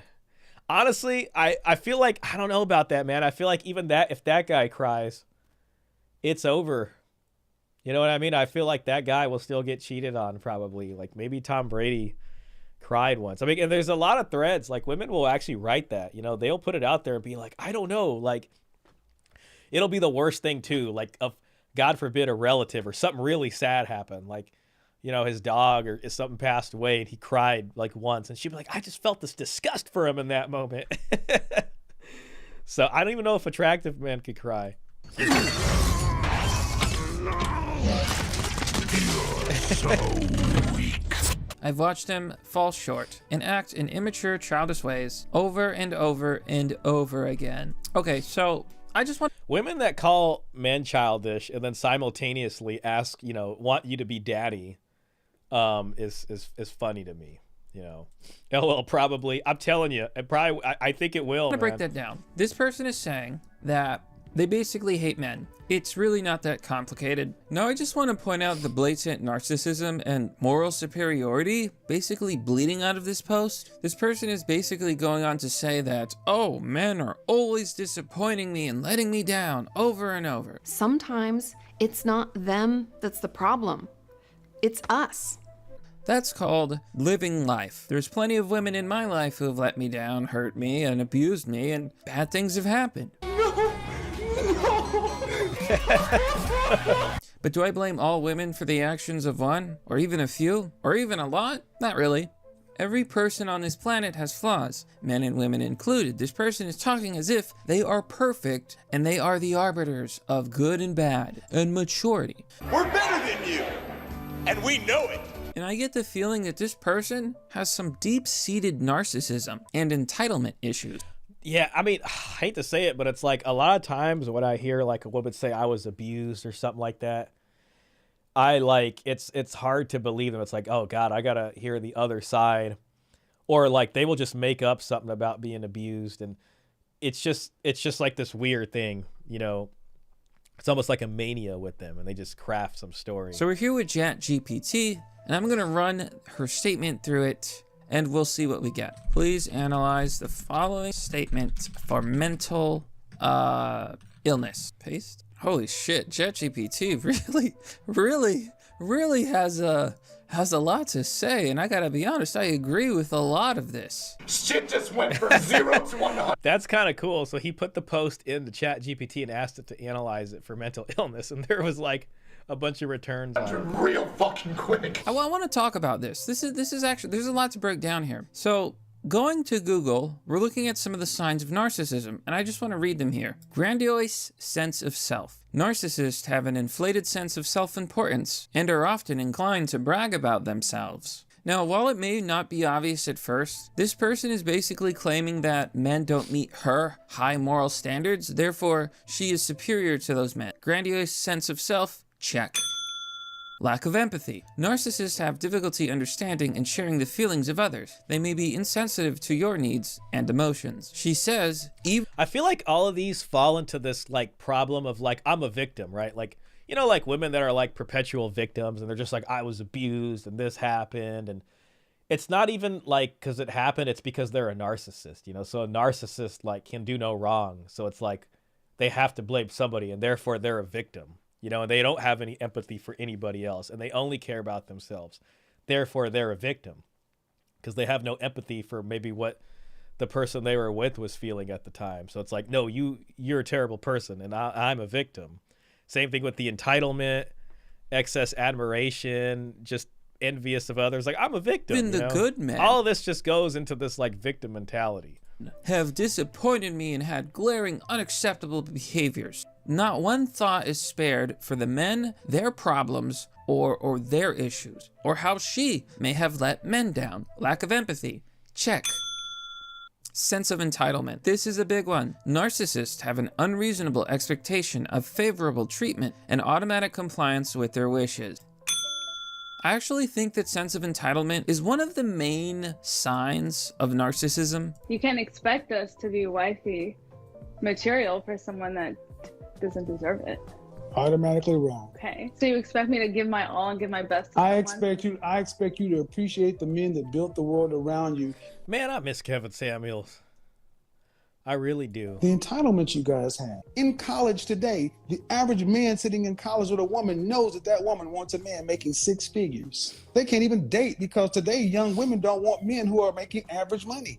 And you see it all over R/2 chromosome. The idea that the left needs to pander to lonely young men is getting on my nerves. Yeah, of course they don't care. Yes, all men need to shut down other men's misogynistic behavior. Bathroom equality. If we're going to have gendered bathrooms, women need more than men for equal access. Robert says, I was abused is a red flag. So is the name Jennifer. This is true though. Yeah, especially if they mention that like really early on. Or they talk about like an ex or something. Like I don't want to hear none of that. If I hear that, like you have immediately been categorized into something you probably don't want to be categorized into. And I'll sit there and I'll let them say that, and I'll take it like a champ and be like, oh, wow, that's terrible. You know, oh, my God. But as soon as I hear that, I'm like, oh, hell no. I don't care. Go to the therapist that they're always talking about. Go get that figured out. I'm not here to help you through your trauma, whether existent or non-existent. Especially if it's this like romantic kind of thing between us. That's just not how it's going to go down. This issue is just a good example. She's basically claiming that she's entitled to a perfect man with 0 flaws, which has no issues, which meets her perfect, ideal man, aka what she deserves. How much should your future husband make? 500,000. I agree. 300. So that's gonna be me when they're like, how much of a dowry should she bring? 500,000. Okay. At least 1 million. What do you bring to the table? I'm sexy. Zero dowry. Quote unquote. Because I bet you she can't even cook or clean. And with zero thought of what she should bring to the table, what she should bring to the relationship. I wouldn't be surprised if she didn't even know how to cook a basic meal. But what she's basically doing is demanding an absolute fantasy. In order to explain this in a way that men will understand, the male equivalent would be the perfect woman who basically lives for you and is selfless and would do anything for you. And everyone calls that woman best girl, but really, she's not best girl. She's just a fantasy. She's completely unrealistic, but she's like every weeb boy's fantasy. I like how he's using like an anime picture, because it's like, yeah, it doesn't exist, you know. To be completely and unconditionally loved by a cute girl who's willing to put their own happiness aside in order to support the man they love. I do not wish to be horny anymore. I just want to be happy. But let's get back to the post and read a little bit more. This woman goes on to say, the issue for me started early, as I had an estranged relationship with— There we go, the daddy issues. This issue for me started early as I had an estranged relationship with my dad, and as an adult fell into strings of toxic romantic relationships with men. She was looking for daddy. When I was around 25, I decided, okay, hitting the wall very soon. I decided that I wanted to be different and attract different sorts of men into my life. Healthier relationships with them. Okay, so she's coming off the carousel. She's looking for beta provider. I wanted to be more open to the possibilities of being in a good relationship with the man. Oh, here we go. My dad. And there it is. Oh, I made my... You know, sometimes I don't even believe the thing about their dad being bad. It's almost like, because you know how I said it's like a mania sometimes. And I've met women like this, you know. I almost don't believe it. It's like they're lying. They made this up in their head. Maybe their dad's a completely decent person. Maybe he just tried to like put the smallest amount of some guardrails here to keep her safe. You know, put some rules down, and she's just such a narcissist from the beginning, damn near. That she just created all these lies about her dad. I don't know. I just can't believe it. You know what I mean? It's like, I don't know. Maybe it's all made up. It's a possibility. So sad. We'll just do the first one. Are your biological parents married? My parents are divorced. I haven't seen my dad since I was 13. My parents are also divorced, and I haven't seen my dad in years. My parents are separated. So I think we're starting to see what the problem is. I'm going to continue. And as an adult, fell into strings of toxic romantic relationships with men. We get our subconscious definition of love from our That's the carousel. childhood home. This means that if little girls had assholes for daddies, there is a likelihood that they will actually associate more love in an environment with an asshole than with an It's just more blaming. It's more blaming the dad. It's just blaming the guy somehow. You know what I mean?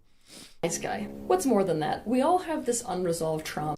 What if like her mom was just such a narcissist and the guy wasn't bad, but the mom was just such a narcissist, and that's why the daughter just seeks out, you know, assholes basically. You know what I mean? Mom was just a terrible person, terrible toxic person, and then that's how that happened. Like Ben Hart and his daughter. Exactly. Oh, Mr. Pitt, man, shout out. That is the perfect example. You know, because we have the receipts on that one. She came out and talked about how traumatic her childhood was and all this abuse. And then like you see her dad and it's like, man, this guy did so much. You know, this guy is like very well put together. And he comes out, he's super honest about everything about what happened. And it goes back and forth, completely proves her wrong, has all the receipts for the childhood stuff about everything that's happened. And it's like, you want me to believe that that guy was this toxic, abusive, you know, person just traumatizing his children? It was all BS at the end. I can hear my cat out there. I might let her in. And we keep experiencing or even recreating mirrors of that original experience so as to try to create resolve around it. This is a person who's never had...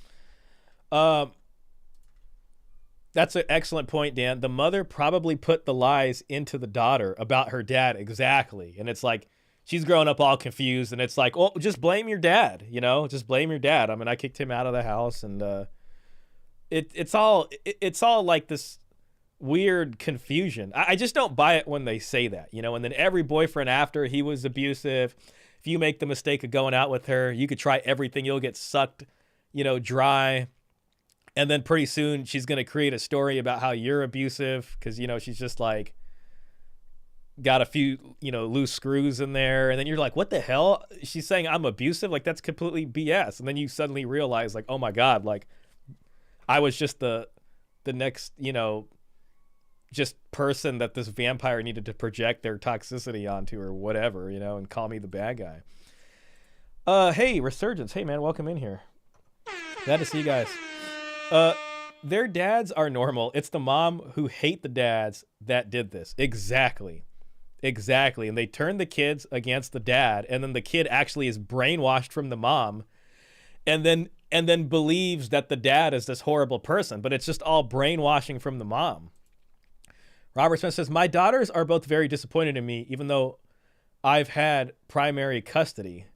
Man, I mean, I appreciate you. You know, I'm definitely curious about like what you think caused that. You don't have to share more, you know, if you don't want, because I get that's kind of tough, especially if you're going through that right now. But man, you just reminded me about something else too, about another person's story I heard where this exact same thing happened, and the mom literally turned the daughters against the dad, and it was just like I saw it. Like I saw it, so like I know it's not BS, you know.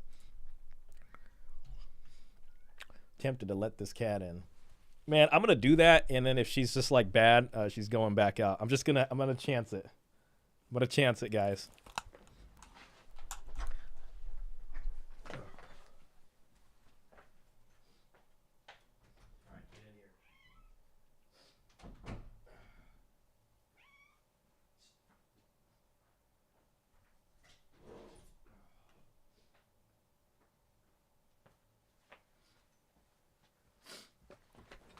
All right, wish me luck with that. I need to figure out like how to train her to just be cool while I'm streaming. There's got to be a way. All right, moving on.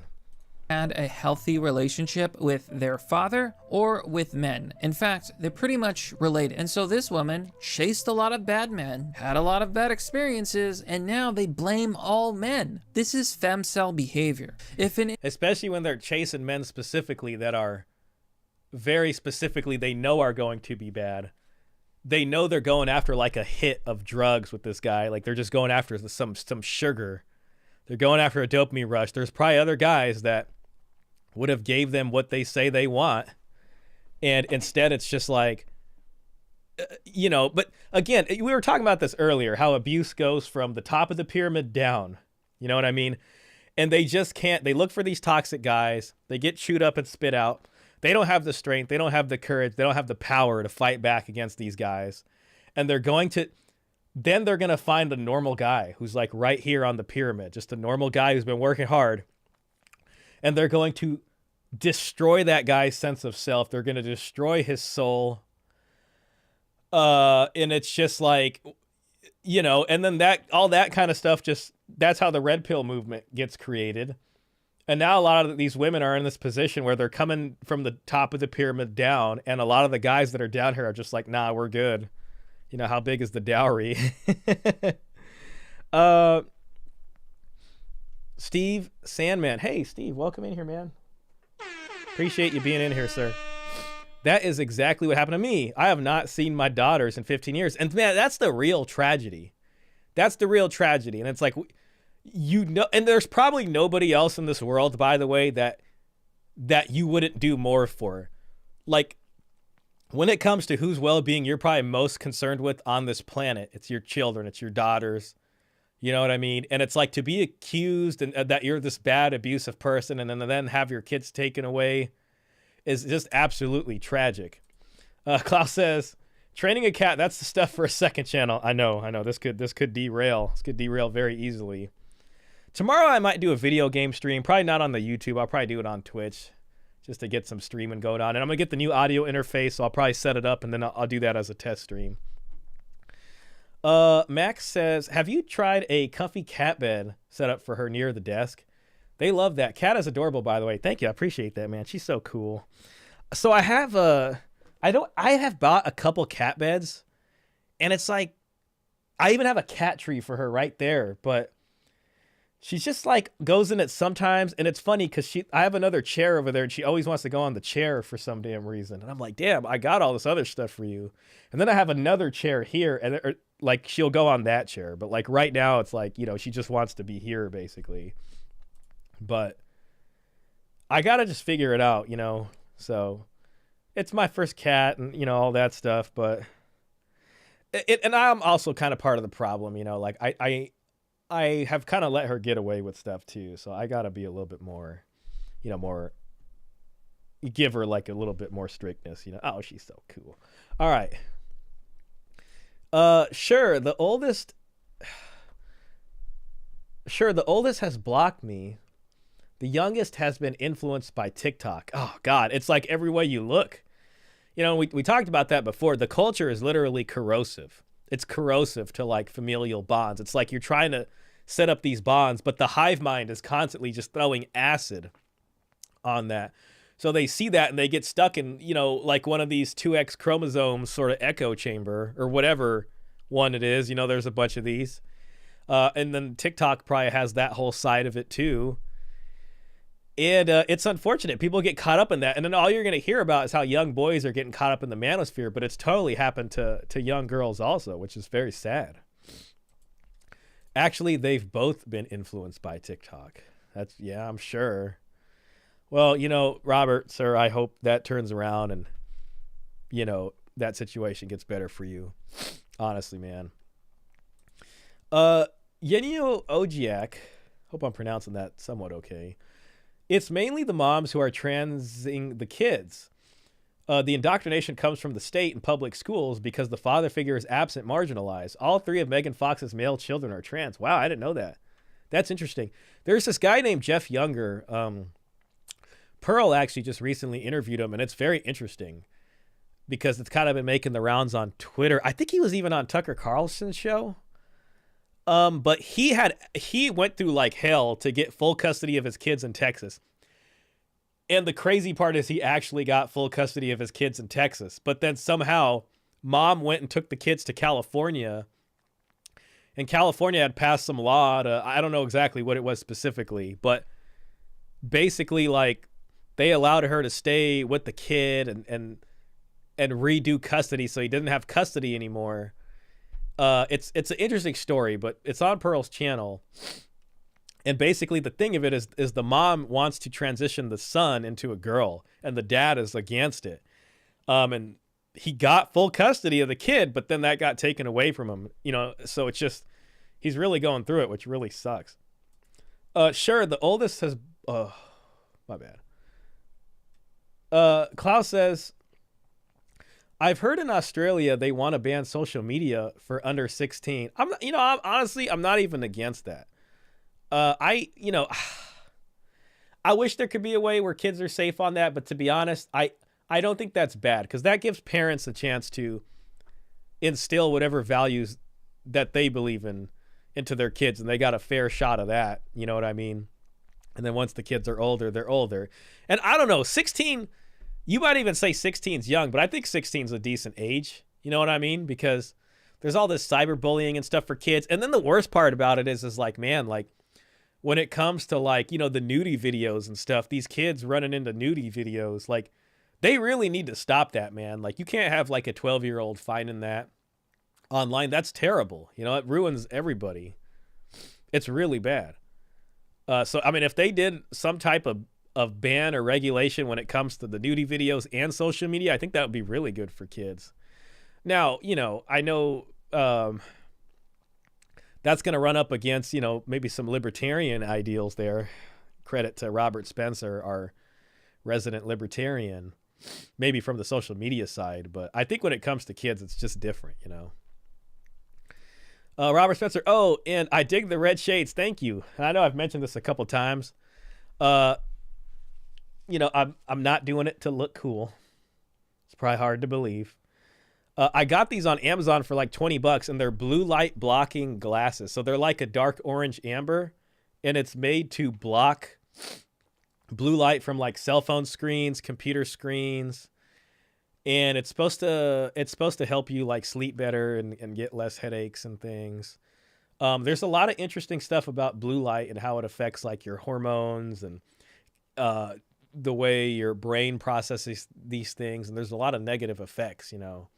So I thought I'd buy these. They're on sale for Black Friday, and I'm like, I'm gonna give them a shot. You know, why not? All right, let's go. Incel comes out and says, oh, all women are bad. They all suck. They're all sleazy. They're all loose. If a man says something like that, people would say, oh yeah, you're being an incel. What's your problem? Who hurt you? So one of my guy friends gave me permission to make a Hinge account for him because I was telling him how easy dating is with dating apps. And he was telling me that it's incredibly difficult. I've been a virtual boy for 3 days. And I've never felt this bad about myself. I feel like a freaking loser trying to get these girls to like me. See, Pete's about a 6. The opposite of that is like a guy who has like a normal Tinder profile and it's just not working. And then suddenly he makes another one where it's like he uses, you know, like he basically lies, you know, like, oh, I'm rich or this or that. And suddenly he starts getting hella matches. That's like one of those. She's kind of going through basically like a sort of red pill moment. But I'm so desperate. I'm liking the 2s and the 3s. And even they won't like me back, Pete, which is a 6. He's already dead. So what level of delusion has entered women's head? And this is the common pattern that you're going to see with a lot of these posts. It's a lot. Let's see here real quick. Dan the Man says, I worked at a school. The kids are in middle school and they all know about corn stars at a young age. It's crazy. I definitely agree with the ban. Yeah, that's just not right. You know, and I feel like our generation, especially my generation, was like the first to kind of go through this. Especially with like smartphones and things. Smartphones were, God, I think the first iPhone came out in like 06 or 07. And, you know, I was in high school, but that, you know, and then social media or dating apps and stuff started coming after that. But when it comes to like viewing the nudie videos, like just cell phones and having a cell phone in your pocket and be able to see that, it was like, that's like just throwing straight poison at kids. You know what I mean? And, you know, it really is bad. And it's like, you know, I used to follow like the NoFap subreddit. I even did a video on this, by the way. But there's threads where like somebody writes on the NoFap and they're like, you know, I caught my brother who's like this young kid looking at this stuff and having a problem with it. And it's like when you read that stuff and you're like, oh my God, this is terrible. You know what I mean? So it's like a lot of these kids are secretly struggling with this stuff. So it's really sad. Mr. Prince says, I'm a fan of forcing all adult content websites being forced to use a .xxx domain extension instead of .com. That would make it very easy to filter adult content out of children's online experience. That's actually a really good idea. That's a great idea too. And then if you find content on a .com that has this, it would be easier to go after them. It's like, hey, no, this is supposed to be a .xxx. I guess the tough part comes into sites like, let's say Reddit, or even Twitter has like NSFW content, you know, and then it's like, well, so would that have to be like reddit.xxx? You know, there might be a domain thing, but I don't know. I still think that's a good idea. They need to do something out here. They can't let this stuff roam free like that, you know.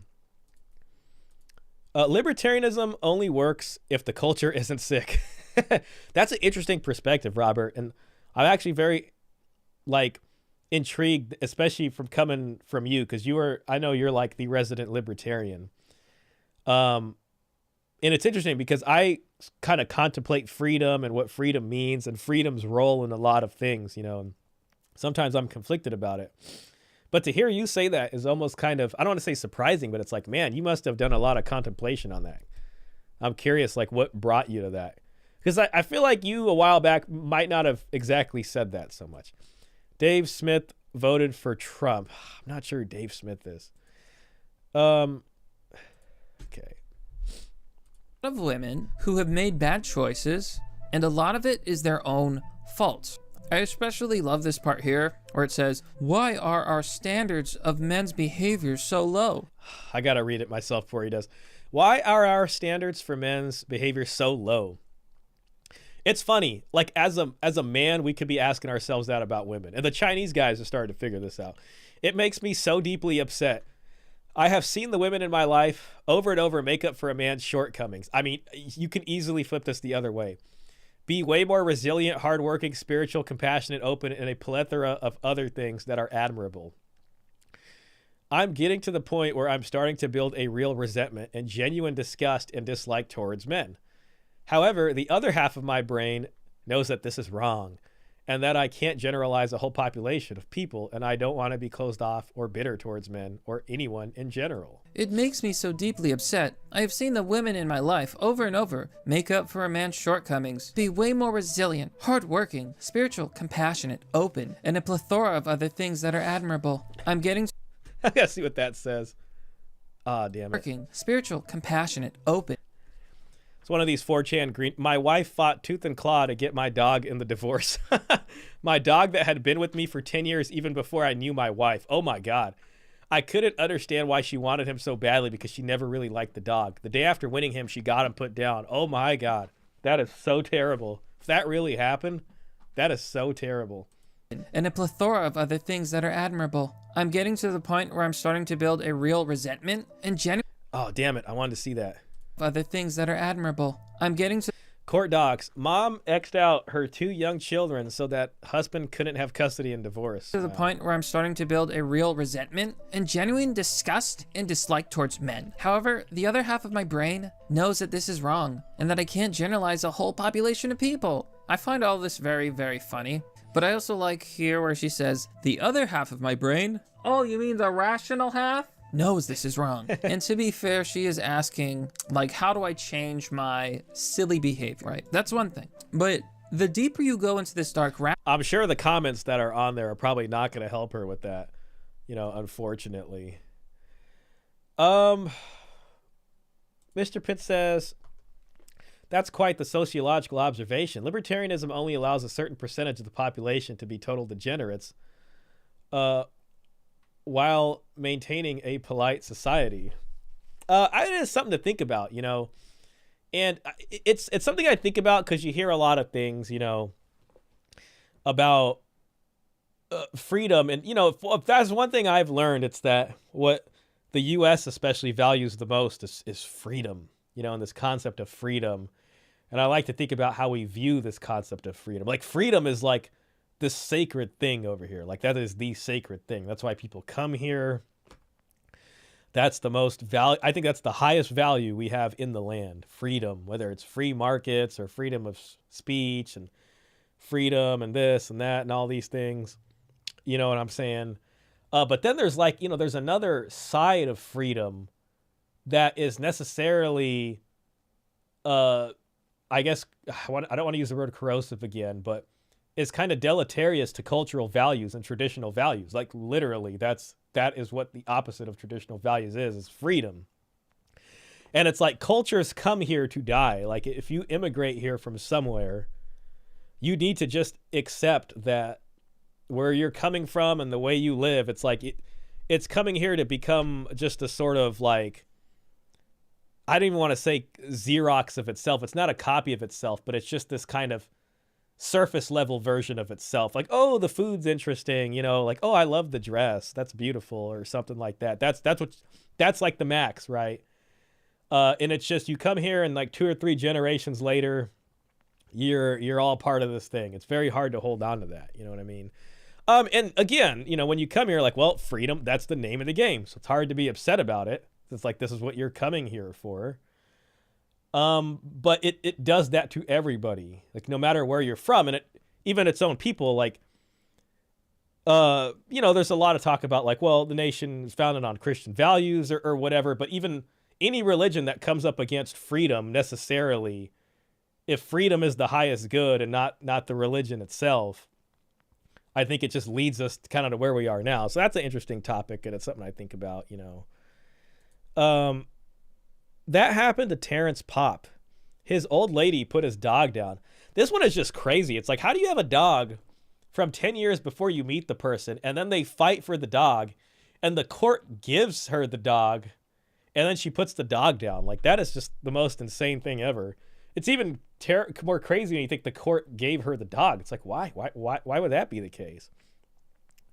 Probably tried to say like he was a bad owner or something. They probably came up with something.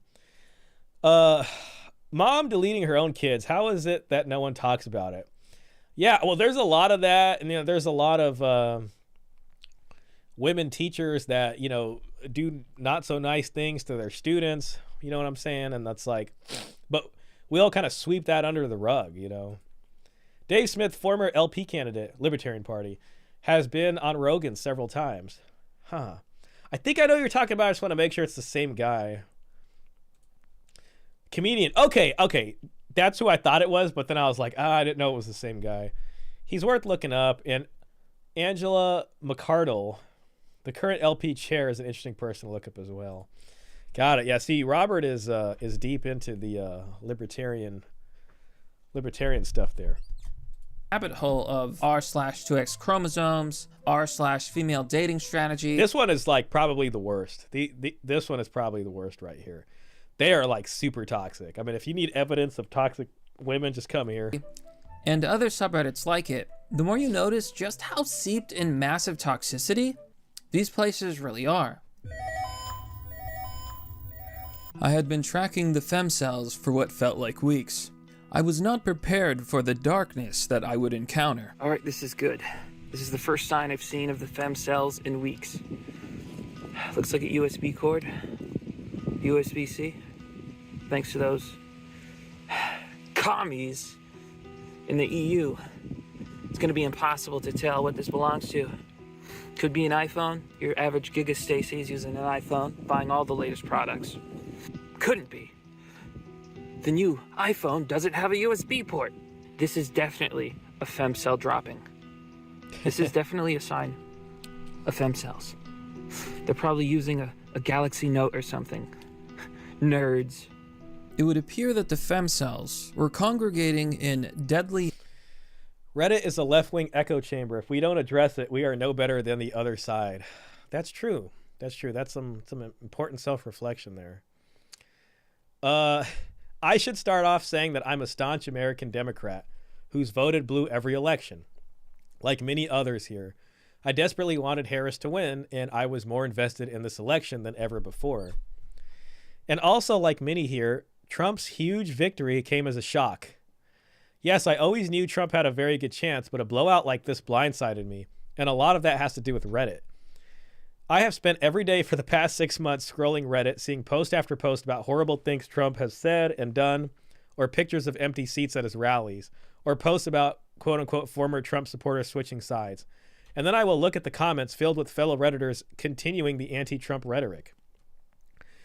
Every post comment, my hatred of Trump and his MAGA cult following has grown stronger. It's amazing the effect that this type of content has on you.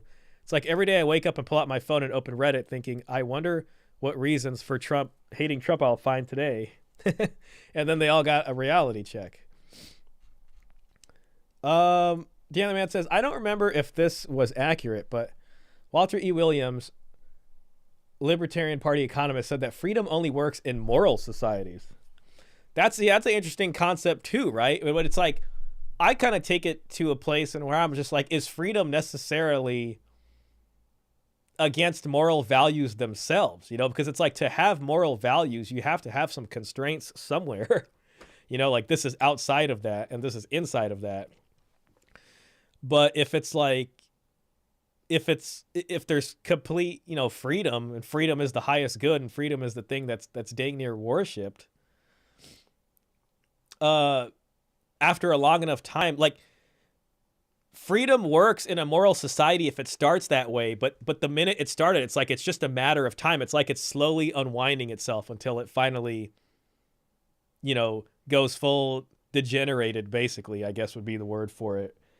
And then it needs to find a new moral civilization where freedom can happen, again, right? So, and then freedom is always associated with like, a good economy, like the reason we have freedom now and all these kinds of things is because the way we live just changed so much because of industrialization and kind of the wealth that it brought.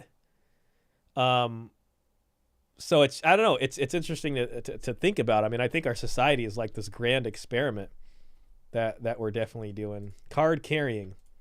LOL Femcel droppings. He's tracking them down. Echo chambers, forums, and spaces online where criticism and negativity against women of any sort was not allowed, but criticism, anger, and even hatred against men was not only allowed, but encouraged. I knew that I was getting close. The Happy Bachelor. Hey, welcome in, Happy Bachelor. I don't know if it's my first time seeing you. Thanks for being here. It was John Adams that originally said it. In a letter he wrote to Thomas Jefferson, he remarked that our constitutional republic could only be kept by a moral people. Well, I think that's true. I mean, I think that's definitely true to some extent, and they probably envisioned it differently, right? Because eventually, the Constitution's a living document, right? And it was changed, and the Equal Rights Amendment and things like that. There's just all these changes, you know what I mean? So I wonder if they ever envision that as a possibility, or what they think about that would be really interesting too. The only question was, would I be there in time to save a life? I saved a life. My own. Now, one of my biggest takeaways from this investigation was that platforms like Reddit are a massive echo chamber. Reddit itself is known for this. They are an extremely left-wing platform to an absurdly extreme degree. One of the top posts on Reddit, for example, was, "I voted for Kamala." This got 36,000 upvotes, like 23 Reddit golds, 4,000 comments, people saying, "Good job, you voted Kamala."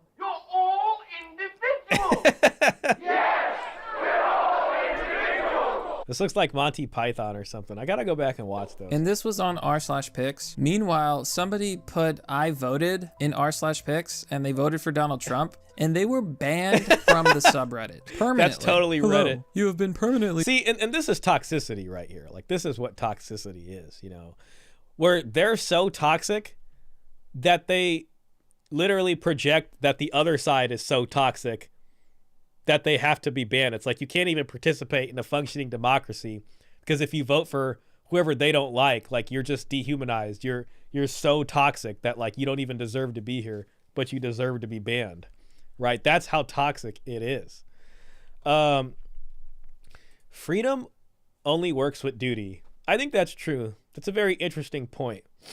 And duty's probably where the sort of moral stuff comes in, right? So it's like if these are the duties, then that would probably be to uphold some of the morality on that side. And yeah, a lot of the things come from giving people freedom that have not also been given the duties associated with that. And that needs to be rectified. Regarding the XXX domain idea, sites like Reddit and X would most likely end up creating a separate product just for adult content. X-Red, Reddit-XXX. Yeah, it would make sense. It would probably just be the same name, and they would just change the domain or something like x.xxx or reddit.xxx. But it probably wouldn't be too hard. Like, you just click it, and then it goes there. There'd probably then have to be some sort of verification for once people get there. I know there are some states that require, the driver's license or the ID if people want to see it. I'm not even against that. I mean, I think that's fair, Yeah, good point, Robert. There's a corresponding responsibility that comes with freedom. That is a great point. Banned from participating in r/pics because your post violates this community's rules.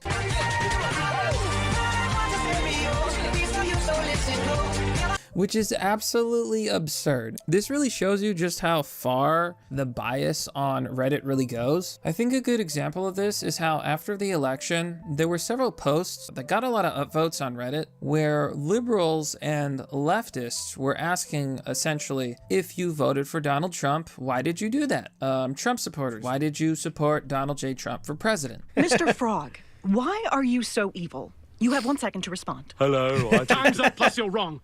And the most amazing thing happened. Essentially speaking, Redditors were really confused because when they were asking for opinions from Trump supporters, there was no Trump supporters in the comments. Taking a look here, a Reddit user named Full Commission 4643 says, I keep coming to these subs, hoping to read the replies from actual Trump supporters, but I'm only finding anti-Trump people participating. I'd really like to hear it from MAGA mouths. Come on, Trump voters, say something. For those who don't fully understand the context, let me make...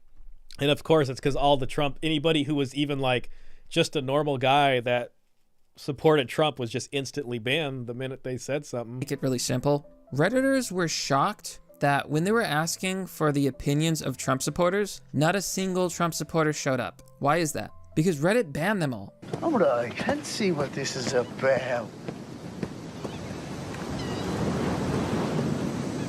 Essentially speaking, if you're a conservative, you are banned from Reddit. Hell, I know a lot of liberals. Like, I have liberal friends who were banned from Reddit for saying things like there are only two genders, or I think that women's bathrooms should be for women, or things like this. You know, like pretty average, everyday kind of opinions. These are things that 90% of people, if you were to go out in public and ask them, they would agree with. But Reddit is so biased and kind of so like radicalized towards one side that if you even dare question these things, you are banned 100%. So I think one of the best examples of bias on Reddit is r/news. Man, and that's one of the biggest subreddits, like world news. I used to go to those a lot, but all of those are like controlled by a certain algorithm, and it's totally curated, and it's curated in a very biased way. The Resurgence says the Australian law requires GovID to open a social media account. It's an anti-anonymity law in the guise of Save the Children. It's so they can arrest the wrong thinkers easier. Yeah, and that's a good point. Even before I read that part of your sentence, that was the first thing that I thought about too, because, you know, this goes into freedom being the highest good. If freedom is the highest good, right, and freedom of speech is the highest good, you must be able to say anything, no matter how offensive it is. But, you know, obviously, you can't control for the consequences that come from that. So a lot of people will probably feel better behind an anonymous account to say things that are going to be not so popular. But if you have to put your ID there, then the government's going to know everybody who says what. So if the government's overstepping its bounds and you say something against it, they'll be able to zero in on you very easily, you know? Dan the Man says, it's the same... sounds a lot like communism. Braylon Barnes. Hey, welcome in, Brandon. Glad to see you in here, man. Banning people that disagree with you creates an echo chamber. Then the people in that echo chamber are shocked when their candidate gets blown out in both the Electoral College and popular vote. Yeah, that's exactly what happened to all these Reddit people here. It's the same with Wikipedia. It has a heavy left-wing bias. Interesting. Wikipedia too, huh? I guess I used to use Wikipedia a lot. I haven't used it a lot recently, but that's interesting to think about it. I never realized that about Wikipedia. I always thought they were okay. r/news is the 14th largest subreddit on the website with 29 million members. Now, although it's supposed to represent news in general, effectively all of the news posted is left-wing and anti-Republican, anti-conservative, and anti-right, even He ain't lying about that. Liberal. You can't get... You know what the problem is with Reddit? And this is my opinion, of course. The problem with Reddit is the fact that you can downvote on it. And I like Twitter, even though Twitter's a cesspool. I like when there's just upvotes and not downvotes. Because, and the reason I say that is because if there's a downvote, I think people kind of get more than one vote, if that makes sense, versus if there's just an upvote. So like on Twitter, you can only heart something. And you can heart what you agree with and not heart what you disagree with. But if you can downvote, you can upvote what you agree with, and you can then go and downvote everybody that you disagree with. And then you can have these like downvote armies that make it so, you know, you can't even see the opposing opinion because it gets downvoted, and then the algorithm makes it so that you can't even see what they said unless you do the extra action of clicking on it to then see what it said. Twitter is cool because it's just the heart. You can heart something that you like, or you could just leave it alone or put an opinion down there that's different, and people can heart that. So it's easier to say more unpopular things because you're not going to get downvoted into silence. You can, you know, you'll just get less likes if it really is unpopular. The other man says it's the same with Wikipedia has left-wing bias. Okay, let's get moving this. Keep getting away with it! In one of the most disgusting and biased moves I've ever seen on Reddit, r/news moderators recently removed every single reference to the story of Laken Riley. For those that don't know, Laken Riley was an American woman who was murdered by an illegal migrant while she was out jogging. This happened on February 2024. She managed to call 911 during the attack, and unfortunately led to her passing away. Recently, her killer was put behind bars and is going to be spending life in prison. r/news removed every single post about this story on r. That's really crazy. That's really crazy. /news. There are absolutely zero search results. If you look, probably because the election, it just, you know, went so against a certain thing, and they're like, oh no, the election's coming. At the verdict, the post has been locked, and the post was removed by moderators of r/news. And this, my friends, is what an echo chamber looks like. It is very sad when an innocent young woman loses her life, but Reddit is angry that this story is being talked about. On r/2x chromosomes, people were angry that people were talking about this story instead of blaming men. Laken Riley, a 22-year-old nursing student, was brutally attacked and murdered by Jose Ibarra, a 26-year-old married man, while she was out for a run. The public discourse is entirely focused on the wrong thing, and it makes me effing livid. Everyone that I've seen discussing it, be it social media, network media like news articles, news desks, etc., political side and tweets and interviews, State of the Union, Trump, and the passing of the Laken Riley Act. Please read the bill in the link on Thursday. 3 things. They are focusing entirely on his immigration status instead of him being a man. The bill proposal is allowing Homeland Security to arrest and hold indefinitely undocumented individuals for any theft of 100 plus because Jose Ibarra has previously been arrested, fined for theft in 2 different states. And calling all men evil. On r/2x chromosomes, a user literally claimed that the reason that he did this crime wasn't because he was quote unquote undocumented, but because he was a man who simply wanted to hurt a woman. And in this country and many others, most of /all, men apparently want to hurt women every single day because women are not valued and because men want to hurt them all. This is an absolutely psychotic statement, and I'm honestly shocked that anyone would post this. What you just said is one of the most insanely idiotic things I have ever heard. At no point in your rambling, incoherent response were you even close to anything that could be considered a rational thought. Everyone in this room is now dumber for having listened to it. I award you no points, and may God have mercy on your soul.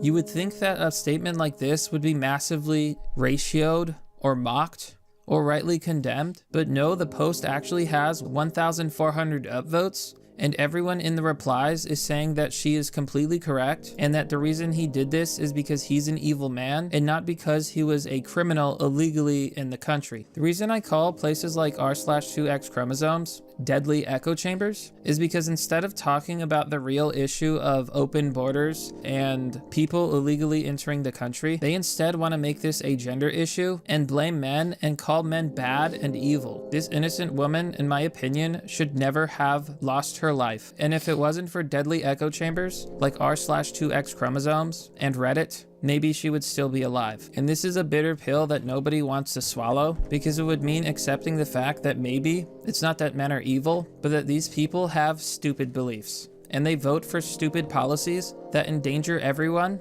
and endanger women themselves. I'll never understand why these people seem to care more about their politics than about the public safety and the lives of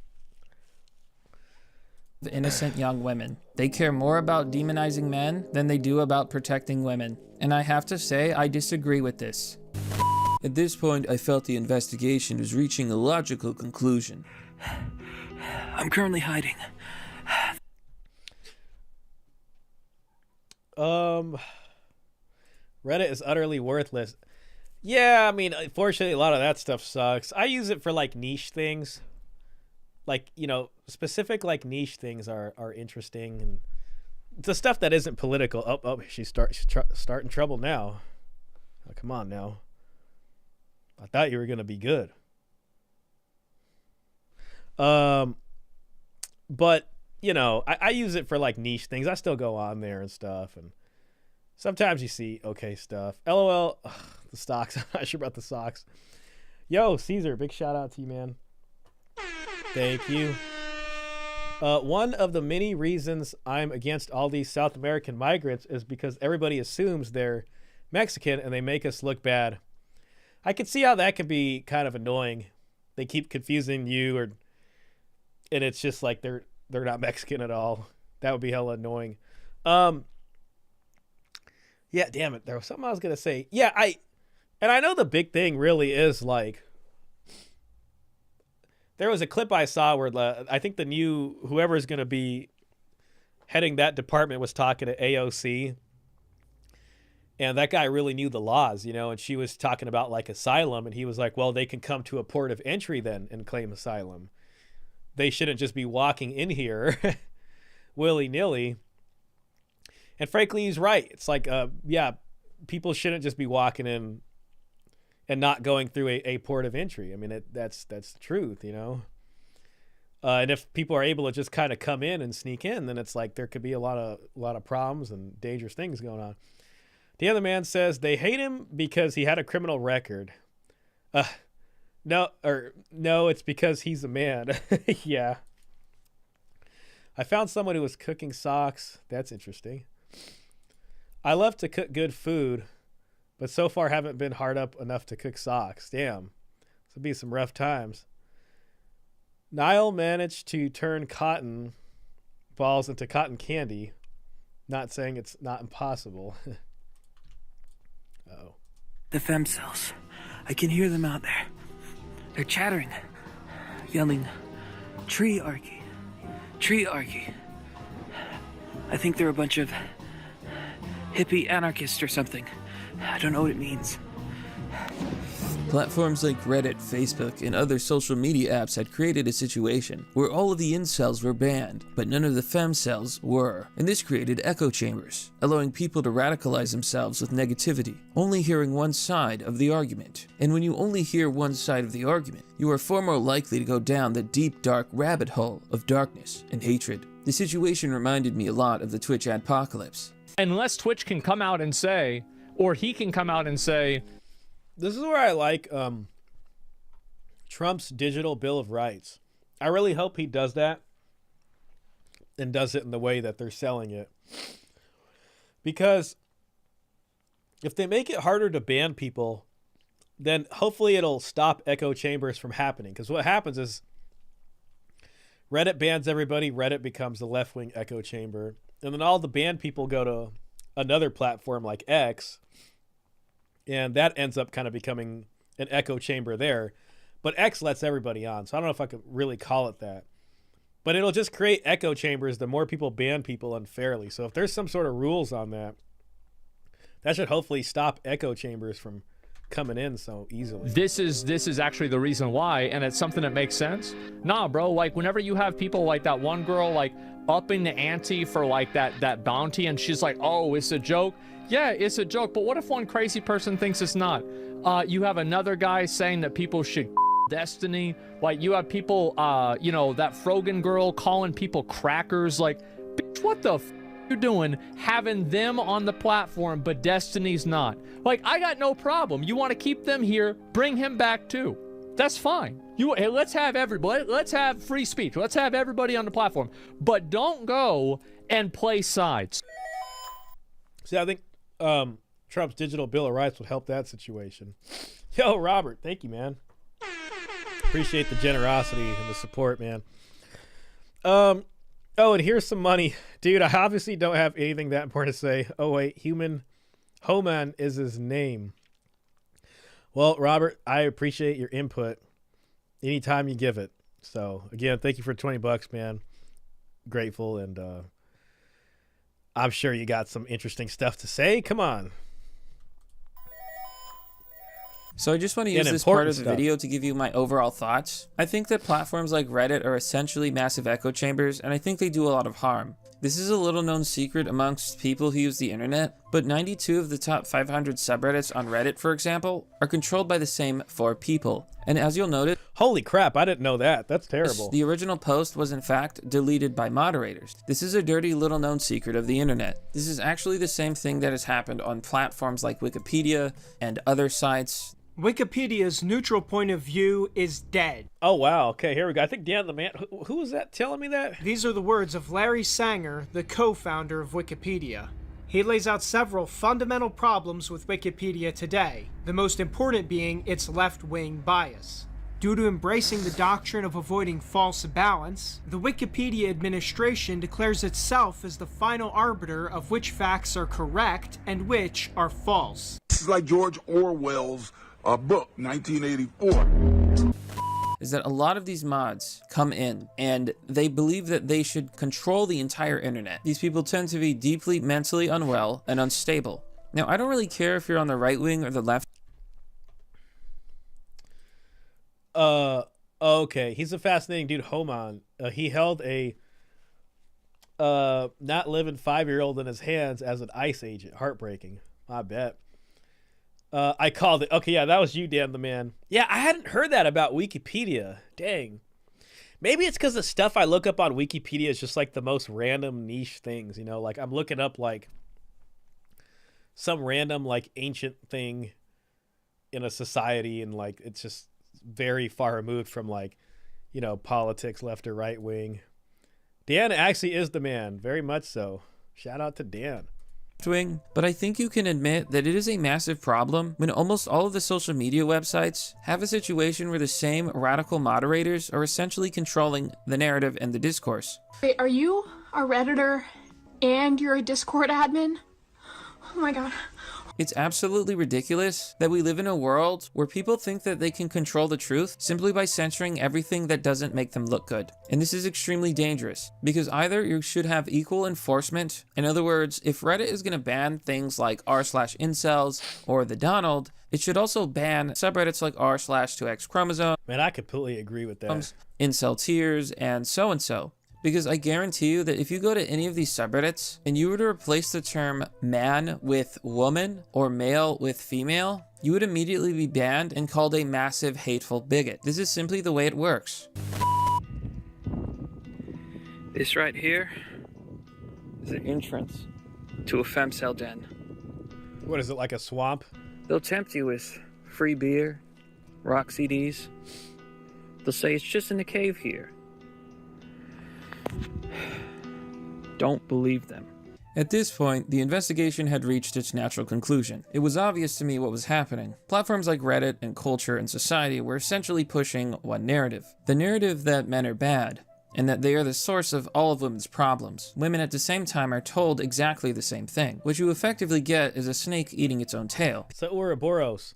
The other man says the politics pages on Wikipedia is very biased.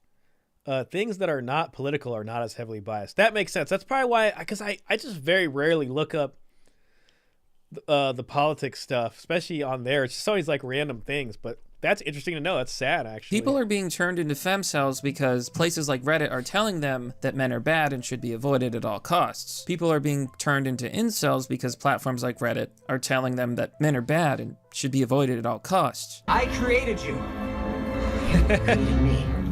Both sides end up becoming more divided. Why do women only like jerks who treat them like shit? Why do guys only want bitchy bimbos who walk all over them? Hate each other on the... We talked about this. We talked about this last week or the week before that, where it's like, you know, like the Madonna whore complex, and then women have the sort of bad boy provider, and men on our side, we see that they're chasing the bad boys, so it makes good men want to be more like the bad boys. Women on the other side are like, how come this, you know, woman dressed in a skimpy outfit or whatever, who's more slutty, like how come she gets all the guys' attention? Then they start wanting to be that way, and it's like this this negative feedback loop. Internet. And although men and women are different, that doesn't mean they can't come to an understanding. That doesn't mean that you can't find love. I think the most important thing we can remember is the internet is not real life. And if you find yourself chronically online, the best thing you can do is to log off. Unfortunately, this is where my road ends. The femcels are closing in. I hope this message reaches you.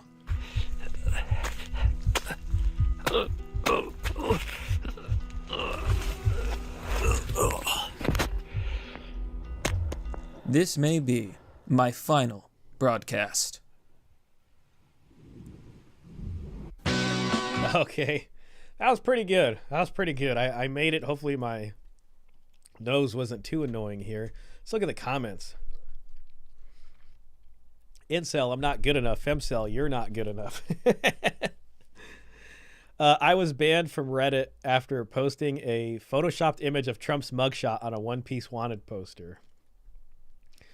I imagine there's a 5'3" dude who is actually involuntarily celibate, just going about his life playing Dark Souls or something and working a normal 9 to 5, and all of a sudden he's a threat to national security. Yeah.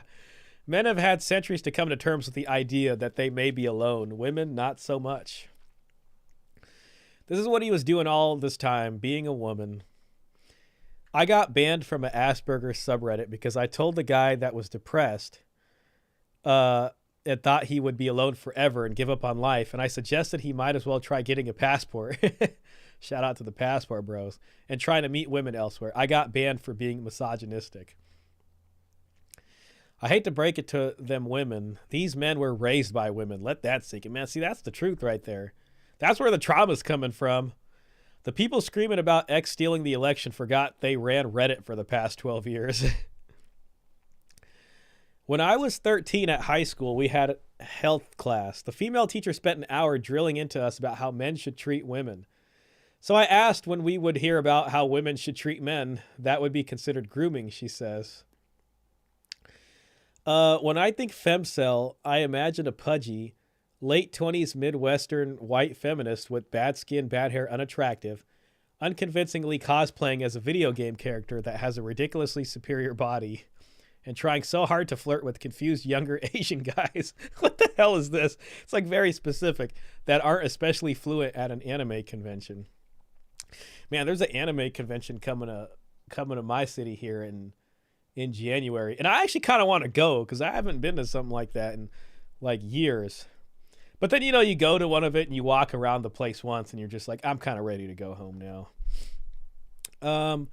Always comes back to daddy issues. Yeah, blame dad, right? I wonder if anybody in here honed on to that it isn't the dad. Let's see. Daddy wasn't there. So maybe it's men's fault in the weird roundabout. God, yeah, no, they haven't gotten there yet, guys. They haven't gotten there. If people use undocumented immigrant, my brain immediately goes to a robbery is an undocumented transaction. I've given up on Reddit. Every time I say anything even remotely moderate or not extremely left or man-hating, I get banned. These people are beyond delusional. That's the honest to God truth. I wish I could react to more stuff right now, man. I just, you know, I don't know if I can make it. This 6-minute video, bride price has been changed in China, looks pretty good. Oh my God, look at the first comment on this random video. America used to commonly have a dowry, but it was paid to the groom. Yeah, see, it's slowly waking up. There's going to be a resurrection here. I could feel it. That great spirit of the dowry is starting to foment again, and it's going to come back with a rage, you know, across the land. And people are going to remember the dowry. And then when they do, you know, maybe it'll help a lot of this stuff. But Dan Man says, I remember someone added the fact that Obama built the cages that Trump was using for the migrants in Wikipedia, and Wikipedia got rid of it to protect Obama's page. Damn, that's dirty. I remember hearing about that too. That's crazy. Not the Wikipedia part, but stuff about the cages. The politics of the mating cycles of red-eared spiders probably aren't interesting. That actually does sound kind of interesting if you want me to be honest with you. I mean, for some reason. But how far? We made it to 2 hours, 24 minutes, a little shorter. Usually we go like 3 hours or so. I'm like sweating. It's like crazy. And I think after this, like, I'm just going to eat something. And I hope to God when I wake up tomorrow, I feel better, man. It just sucks to get, I hate it when I get sick. And it's just like, I felt this way all day. And I was like, what the hell's wrong with me? Something's wrong with me. And I was like, I'm just tired. So I started working out, which I haven't done in a while. And man, Thanksgiving really got me, man. I ate so much food on Thanksgiving, and it was good food. And it was some extra stuff. There was a lot of carbs, a lot of dessert, and I enjoyed every second of it. And I had 2 desserts. So I felt like I needed to work out. So I was like, okay, let me work out. And then I went out to the park to do some soccer, you know what I mean, with my buddy. Because I was like, I got to do something. And I don't know what it was. Maybe I was just getting sick. But it led to this. But I'm sure I'll be all right, tomorrow. Blue-haired weirdos. That's a femcel. I'll go with you to that convention. Hey, that'd be pretty cool, man.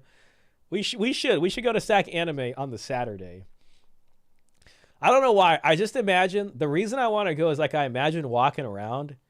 Because you know how they got those vendors that sell things? And it's like, I just want to find like something cool and maybe be able to negotiate it down to a good price. And be like, oh, damn, that's hella rare right there. Like, how much you selling that for? 175 bucks?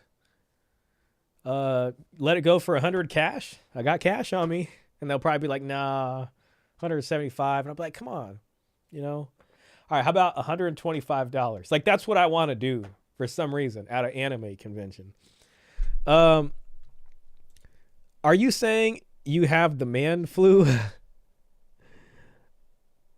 How misogynist of you. I think I do, man, unfortunately. Misogyny's just spreading around here and, found its way. I don't know what it is, man. I really hope I wake up tomorrow and I feel good because I want to be able to make some YouTube videos. Like, I want to spend Sunday making some standalone videos. Hey, Shah, do you plan on putting out more videos on dowry or writing something about it? I do want to put out a second video on the dowry. I've been a little hesitant because I was kind of saving it.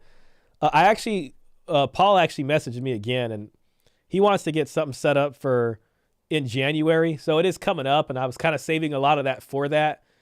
But it has been a while, and, I don't think he would mind so much, especially since it's good. But I think I should put out another video on the dowry. And the paper that Peter Wright sent me, I read that yesterday. That's what I spent my evening doing. And I wanted to make a video on that specifically because it's really good. So I do want to make more videos about that. And I got a lot of stuff that I've just been saving in my email that I want to make standalone videos about. So tomorrow, if I'm not lazy and a hot date doesn't hit me up out of nowhere at the last minute, I'm like, ooh, I gotta go get this figured out. I think I'll just be able to spend the day here and just get maybe 1, maybe 2 videos out. So hopefully, I really do want to make more videos about it though. Braylon says, I remember I got sent to the principal office when I told my health teacher that she needs this class more than us because she was 267 pounds after she called me dumb. Dude, that's actually hella funny, dude. That really is funny, bro. You went over there and you were like, that's like on some South Park Eric Cartman level stuff. That's like, when they're like, what color is your Bugatti to the teacher, like the Andrew Tate kids? That's like that, but it's even funnier. She must have been pissed, man. I wonder what the principal said. I'm actually curious about how that turned out for you. They probably gave you like detention or some kind of study center thing. We used to have this thing called study center. We used to have this thing called time in my elementary school.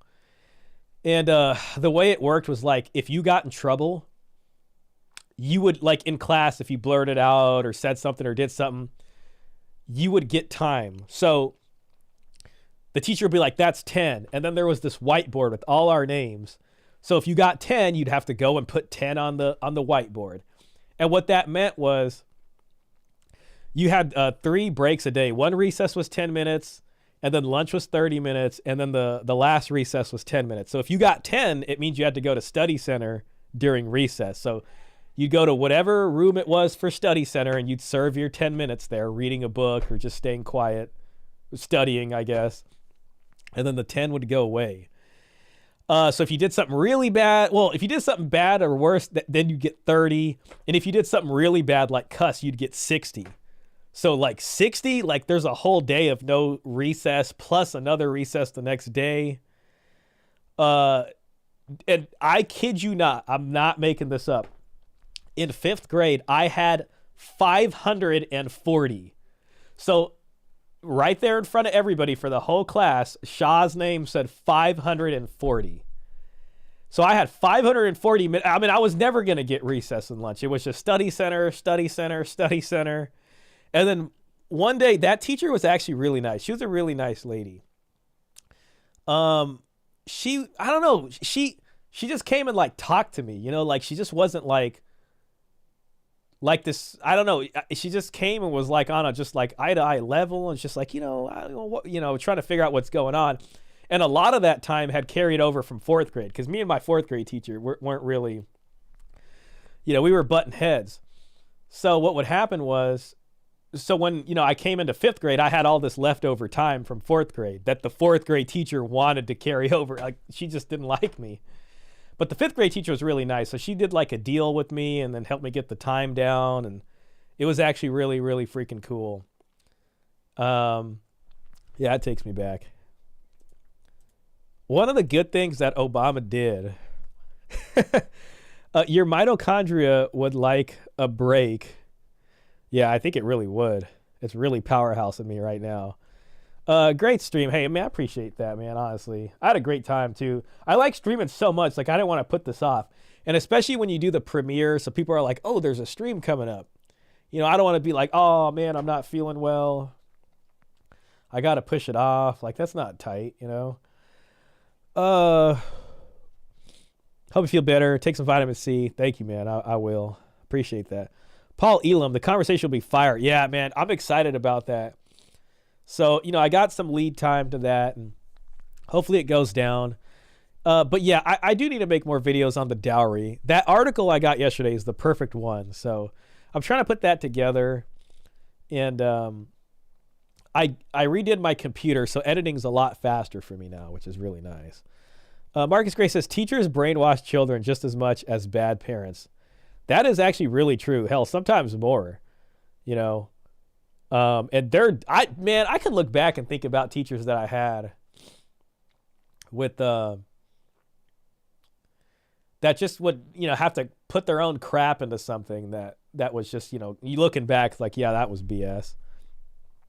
What did you do to get study center? I mean, man, I would sometimes like blurt out or yell out an answer in class, that was a problem.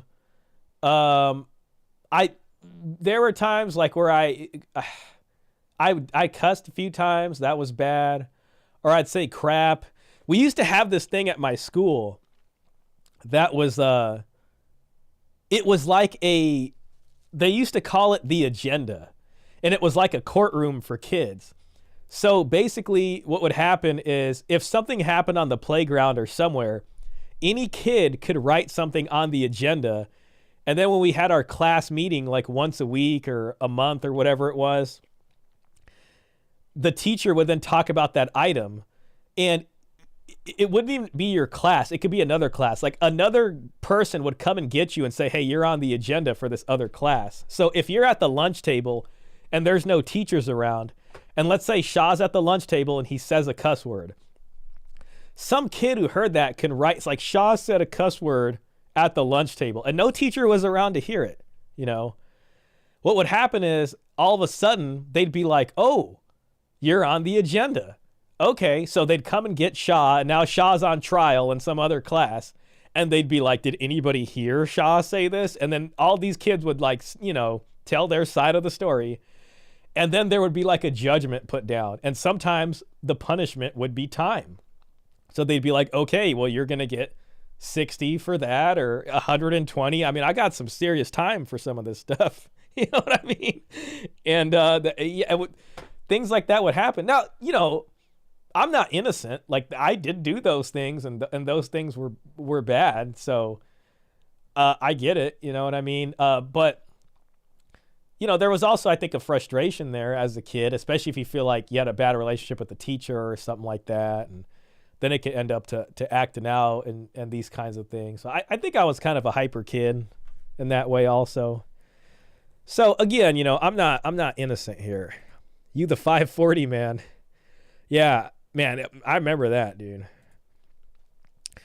The craziest is that it carried over summer vacation. It's like, how do you go from 4th grade and then have a 3-month vacation, and then September comes around and you're now in 5th grade and you still got time from, like, I couldn't even get a tabula rasa here or whatever you call it, like a blank slate. It was just like, no, like, sorry, man. You got to serve the time. You're the only guy talking about the history of dowry that I know of. I think it'll end up being important to the community over time. Man, I have that feeling too, bro. And I'm obsessed with it. You know what I mean? It's like, I could feel it. You know what I mean? And I think about it like almost every day. I hate to say that, but it is true, because it's just so fascinating to me. It's like a giant elephant in the room that people refuse to, like, nobody wants to talk about that. And I don't know why people haven't looked into it. It seems like such an obvious thing to look into, you know? And I don't know. It's just a strange thing. So I definitely want to talk about it more. That's why I'm really excited about the Paul Elam conversation. I'm sure we'll talk about other stuff, but the dowry was one of the things he mentioned to me when you know, him and I first talked, in terms of something he'd be interested in talking about, because he saw that first video I made. So I'm excited to talk with someone like him about it. And I like that he's obviously very wise and has a lot of knowledge, and he's from a generation before us, from a different time. So it's interesting. It'll be interesting to hear his perspective on it from where he's coming from and his life experience, you know. Aren't all bachelors happy? I'd like to think so. They certainly they like to put bachelor taxes on people. Like, you ever heard of a bachelor tax? It's almost like, you're so happy, we have to charge you more just for existing. Do they think kids not lie? Have they not learned from the witch trials? Yeah, it was crazy. It was kind of crazy to see who'd put you on the agenda sometimes. It was an interesting thing. I mean, I think it was interesting that the school did it. It was one of those like magnet schools. So like, for you to go there, your parents either had to pay a little bit of money, or they had to do like 50 hours over the year of volunteer service at the school. And that was a requirement for the students to be there. So there was public school, and then there was this school. And, you know, my parents wanted me to go there, and you had to write cursive. It was a pretty strict school, to be honest. You know, they were very strict about uniforms and things like that. I do respect the school. I do got a respect for it, you know. I sure hope so. My handle seems to piss off some of the ladies. Been funny to see retorts by women to some entirely unrelated comment I make on some rando video. That's hella funny. I feel like if just seeing your username makes them angry, like, they're definitely like just angry. You know what I mean?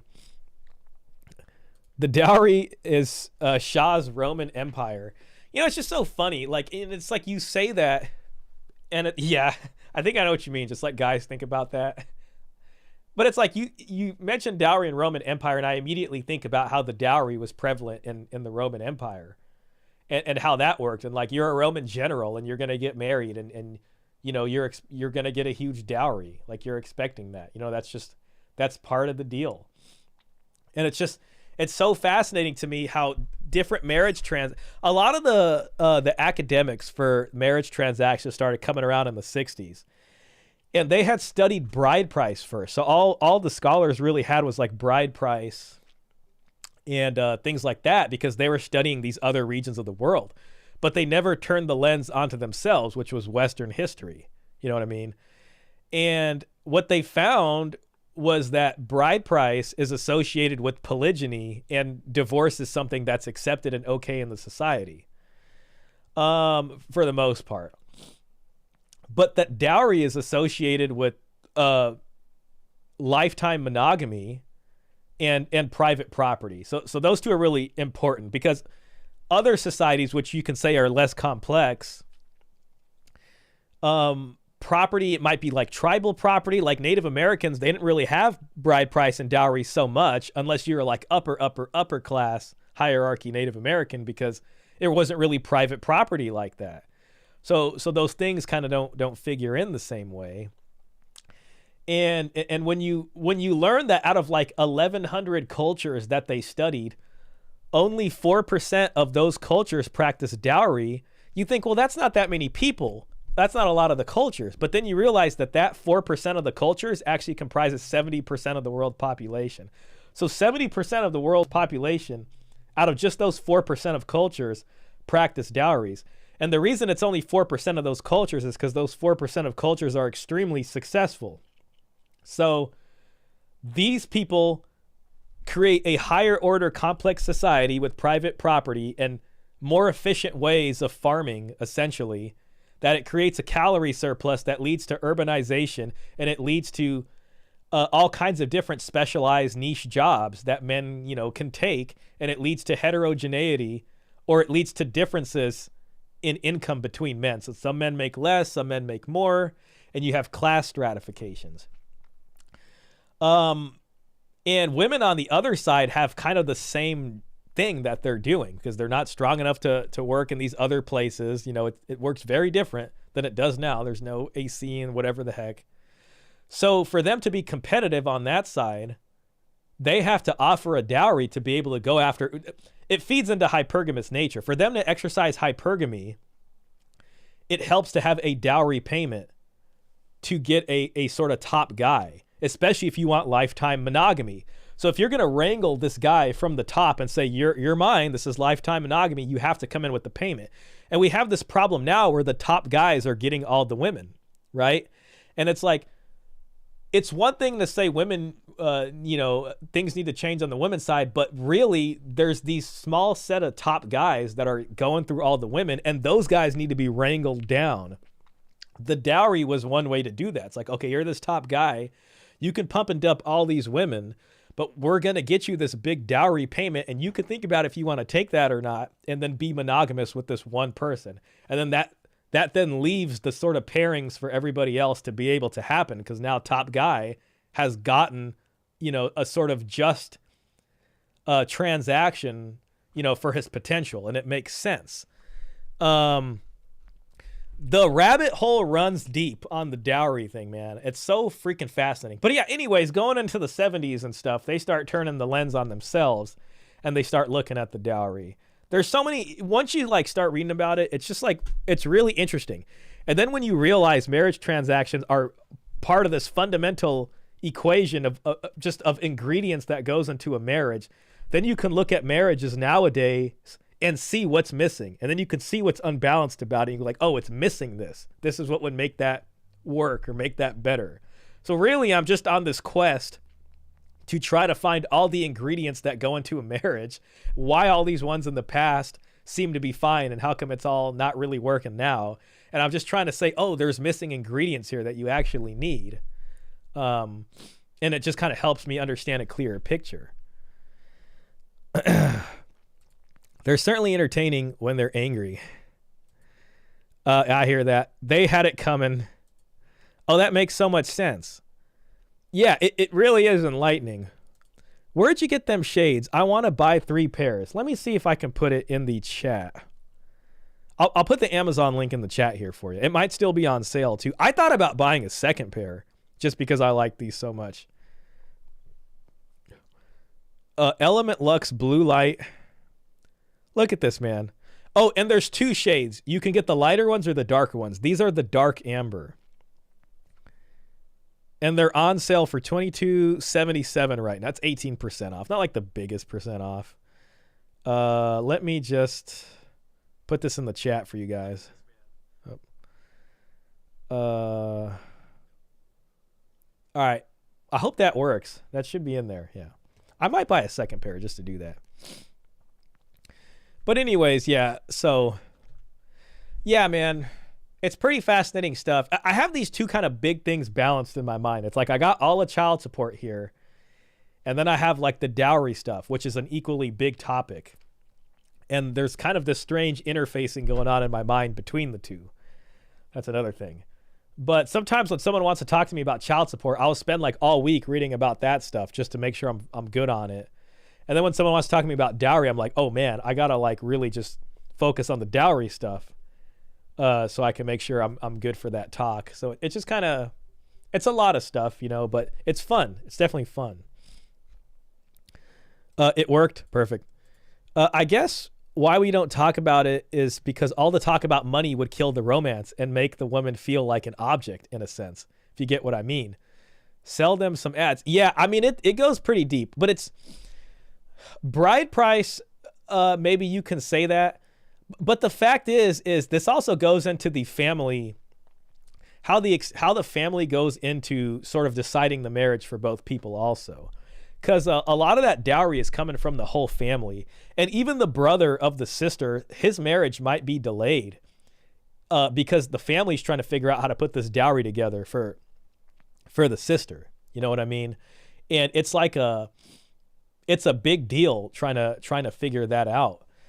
And it's just like, it's this really important negotiating tool. And then you're faced with, it's pretty much diametrically opposed to romantic love. It's not that romantic love can't be there, but then it becomes this kind of negotiation, what you're willing to give up. And it's like, are you going to marry for reason? That's the dowry. Or marry for folly, which is like romantic love. And as industrialization starts to happen and you start to see class mobility from like all these niche specialized jobs that you know people can do, someone can come from a rural farming village and come to the city and get educated and get a job and then make a lot of money. And now they're from here and they're up here. And women get jobs and there's just all these different factors about it. Not to mention, and then romantic love is happening alongside of this. So people are getting more freedom. And then this is what they want to be able to do. They're getting more wealth.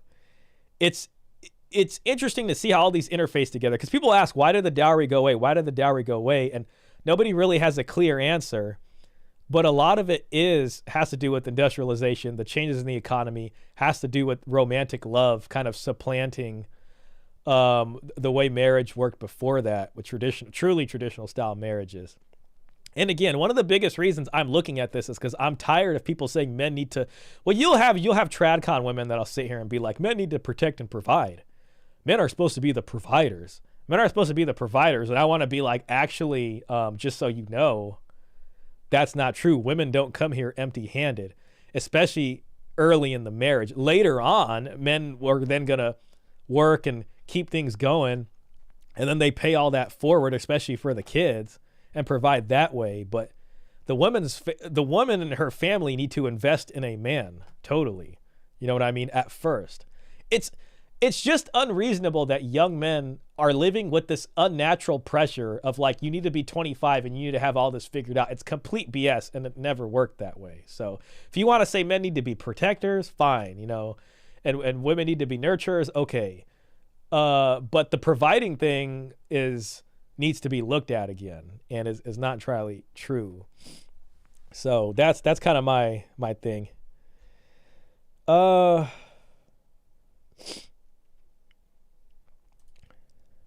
See.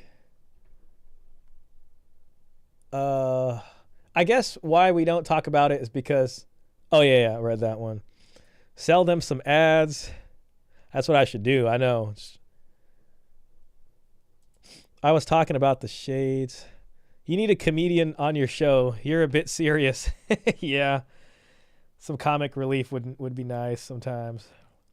Man, now that the cat's hanging out here, I just want to like get more footage of me with the cat. Man, I'm so glad today's Saturday and tomorrow's Sunday, just so I can get some rest and hopefully feel better. By the way, I still have these 2 books of Red Pill Psychology, and I need to do some kind of raffle or giveaway for one of these.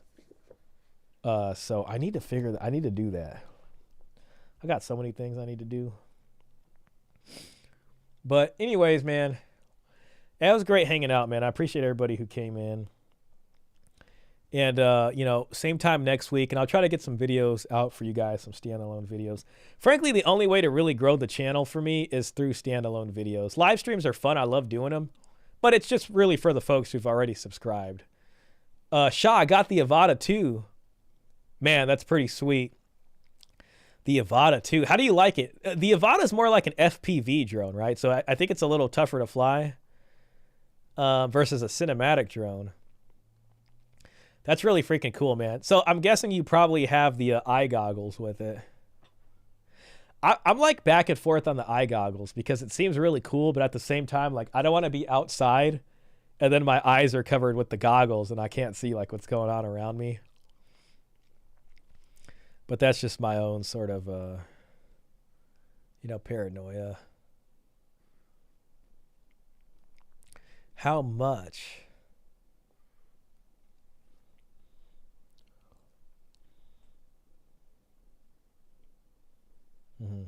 She's having a good time.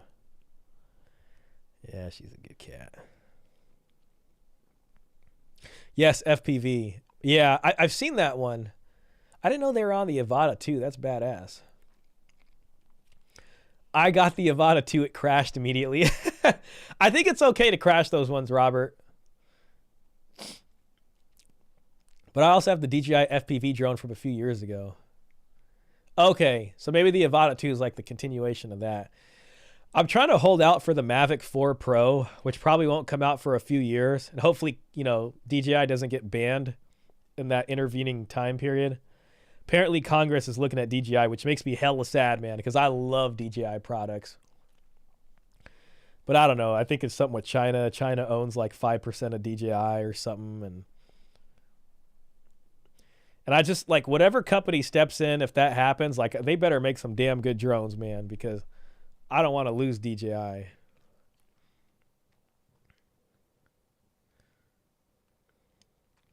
It was the -2, just to be clear. The -2.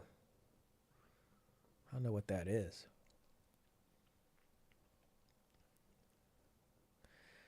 Ah, man, my nose is getting me. I'll let you guys go, man, and I appreciate you guys for being here again, but I gotta go lie down. See you guys next week, man. Take it easy. Hope everyone has a good Sunday tomorrow and had a great Thanksgiving.